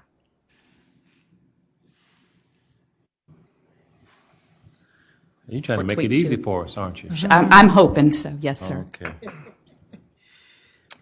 Does anyone have any questions of this young lady? I'll ask a question. You said the property floods. I'm assuming just based upon the elevations that this is simple high tide flooding on this particular piece of property. This is event high tide flooding. When Irma came through, they had 2 feet of water. It almost came into the house, but it inundated the entire crawl space. So obviously, yes, we know we live in a low area. So obviously getting, your crawl space completely flooded it's not a good thing. It'd be better if it was just all garage under there. So they're looking to elevate it to be flood compliant. Question. So are these owners living here right now, or? Yes, they are. Currently? Okay. Thank you. Anyone else? Thank you. So you want to say anything?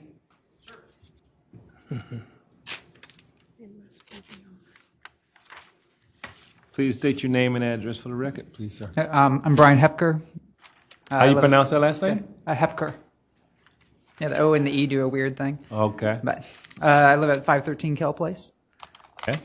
I've been living there for 7 years now. I really like it. Plan to stay there a little bit longer, as long as I can, and it would be helpful to be elevated. And so we had originally looked into just trying to renovate the house and maybe get some house lifters under there to actually jack it up and elevate it that way, so that we wouldn't be having to change anything. But between the cost of that and the other fixes that we would need to do to the house, it was seeming more cost efficient just to tear it down and rebuild something from scratch there.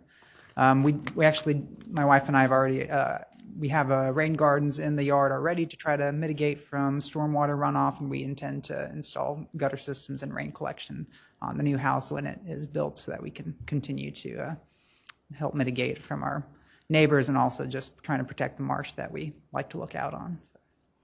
Okay. Does anyone have a question of him? Thank you so very much for your testimony, sir. Being that I don't see anyone else in here, I know there's no more people that can support you or be against you, so I'm going to close this to the general public, and I want to find out which one of our board members want to close us out tonight with either approval or a denial of this application. I can tackle it. All right. In the matter of BZA case 122200632, I found that the applicant has met all, 6 or 7, all 7 of the criteria. Number 1, there are extraordinary and exceptional conditions pertaining to the particular piece of property. Number 2, these conditions do not generally apply to other property in the vicinity. Number 3, because of these conditions, the application of this ordinance to the particular piece of property would effectively prohibit or unreasonably restrict the utilization of the property. Number 4, the authorization of a variance will not be of substantial detriment to adjacent property or to the public good, and the character of the zoning district will not be harmed by granting of the variance. Number 5, the Board of Zoning Appeals shall not grant a variance, the effect of which would be to allow the establishment of a use not otherwise permitted in a zoning district, to extend physically or non-conforming use of land, or to change the zoning district boundaries shown on the official zoning map. The fact that the property may be utilized more profitably should a variance be granted may not be considered grounds for a variance. Number 6, the need for the variance is not the result of the applicant's own actions. And number 7, granting of the variance does not substantially conflict with the comprehensive plan or the purposes of the ordinance. In addition, the applicant will be required to meet the 3 conditions recommended by staff. Thank you so very much. Do we have a second? Second. Mr. Nelson, thank you for that second. Discussion.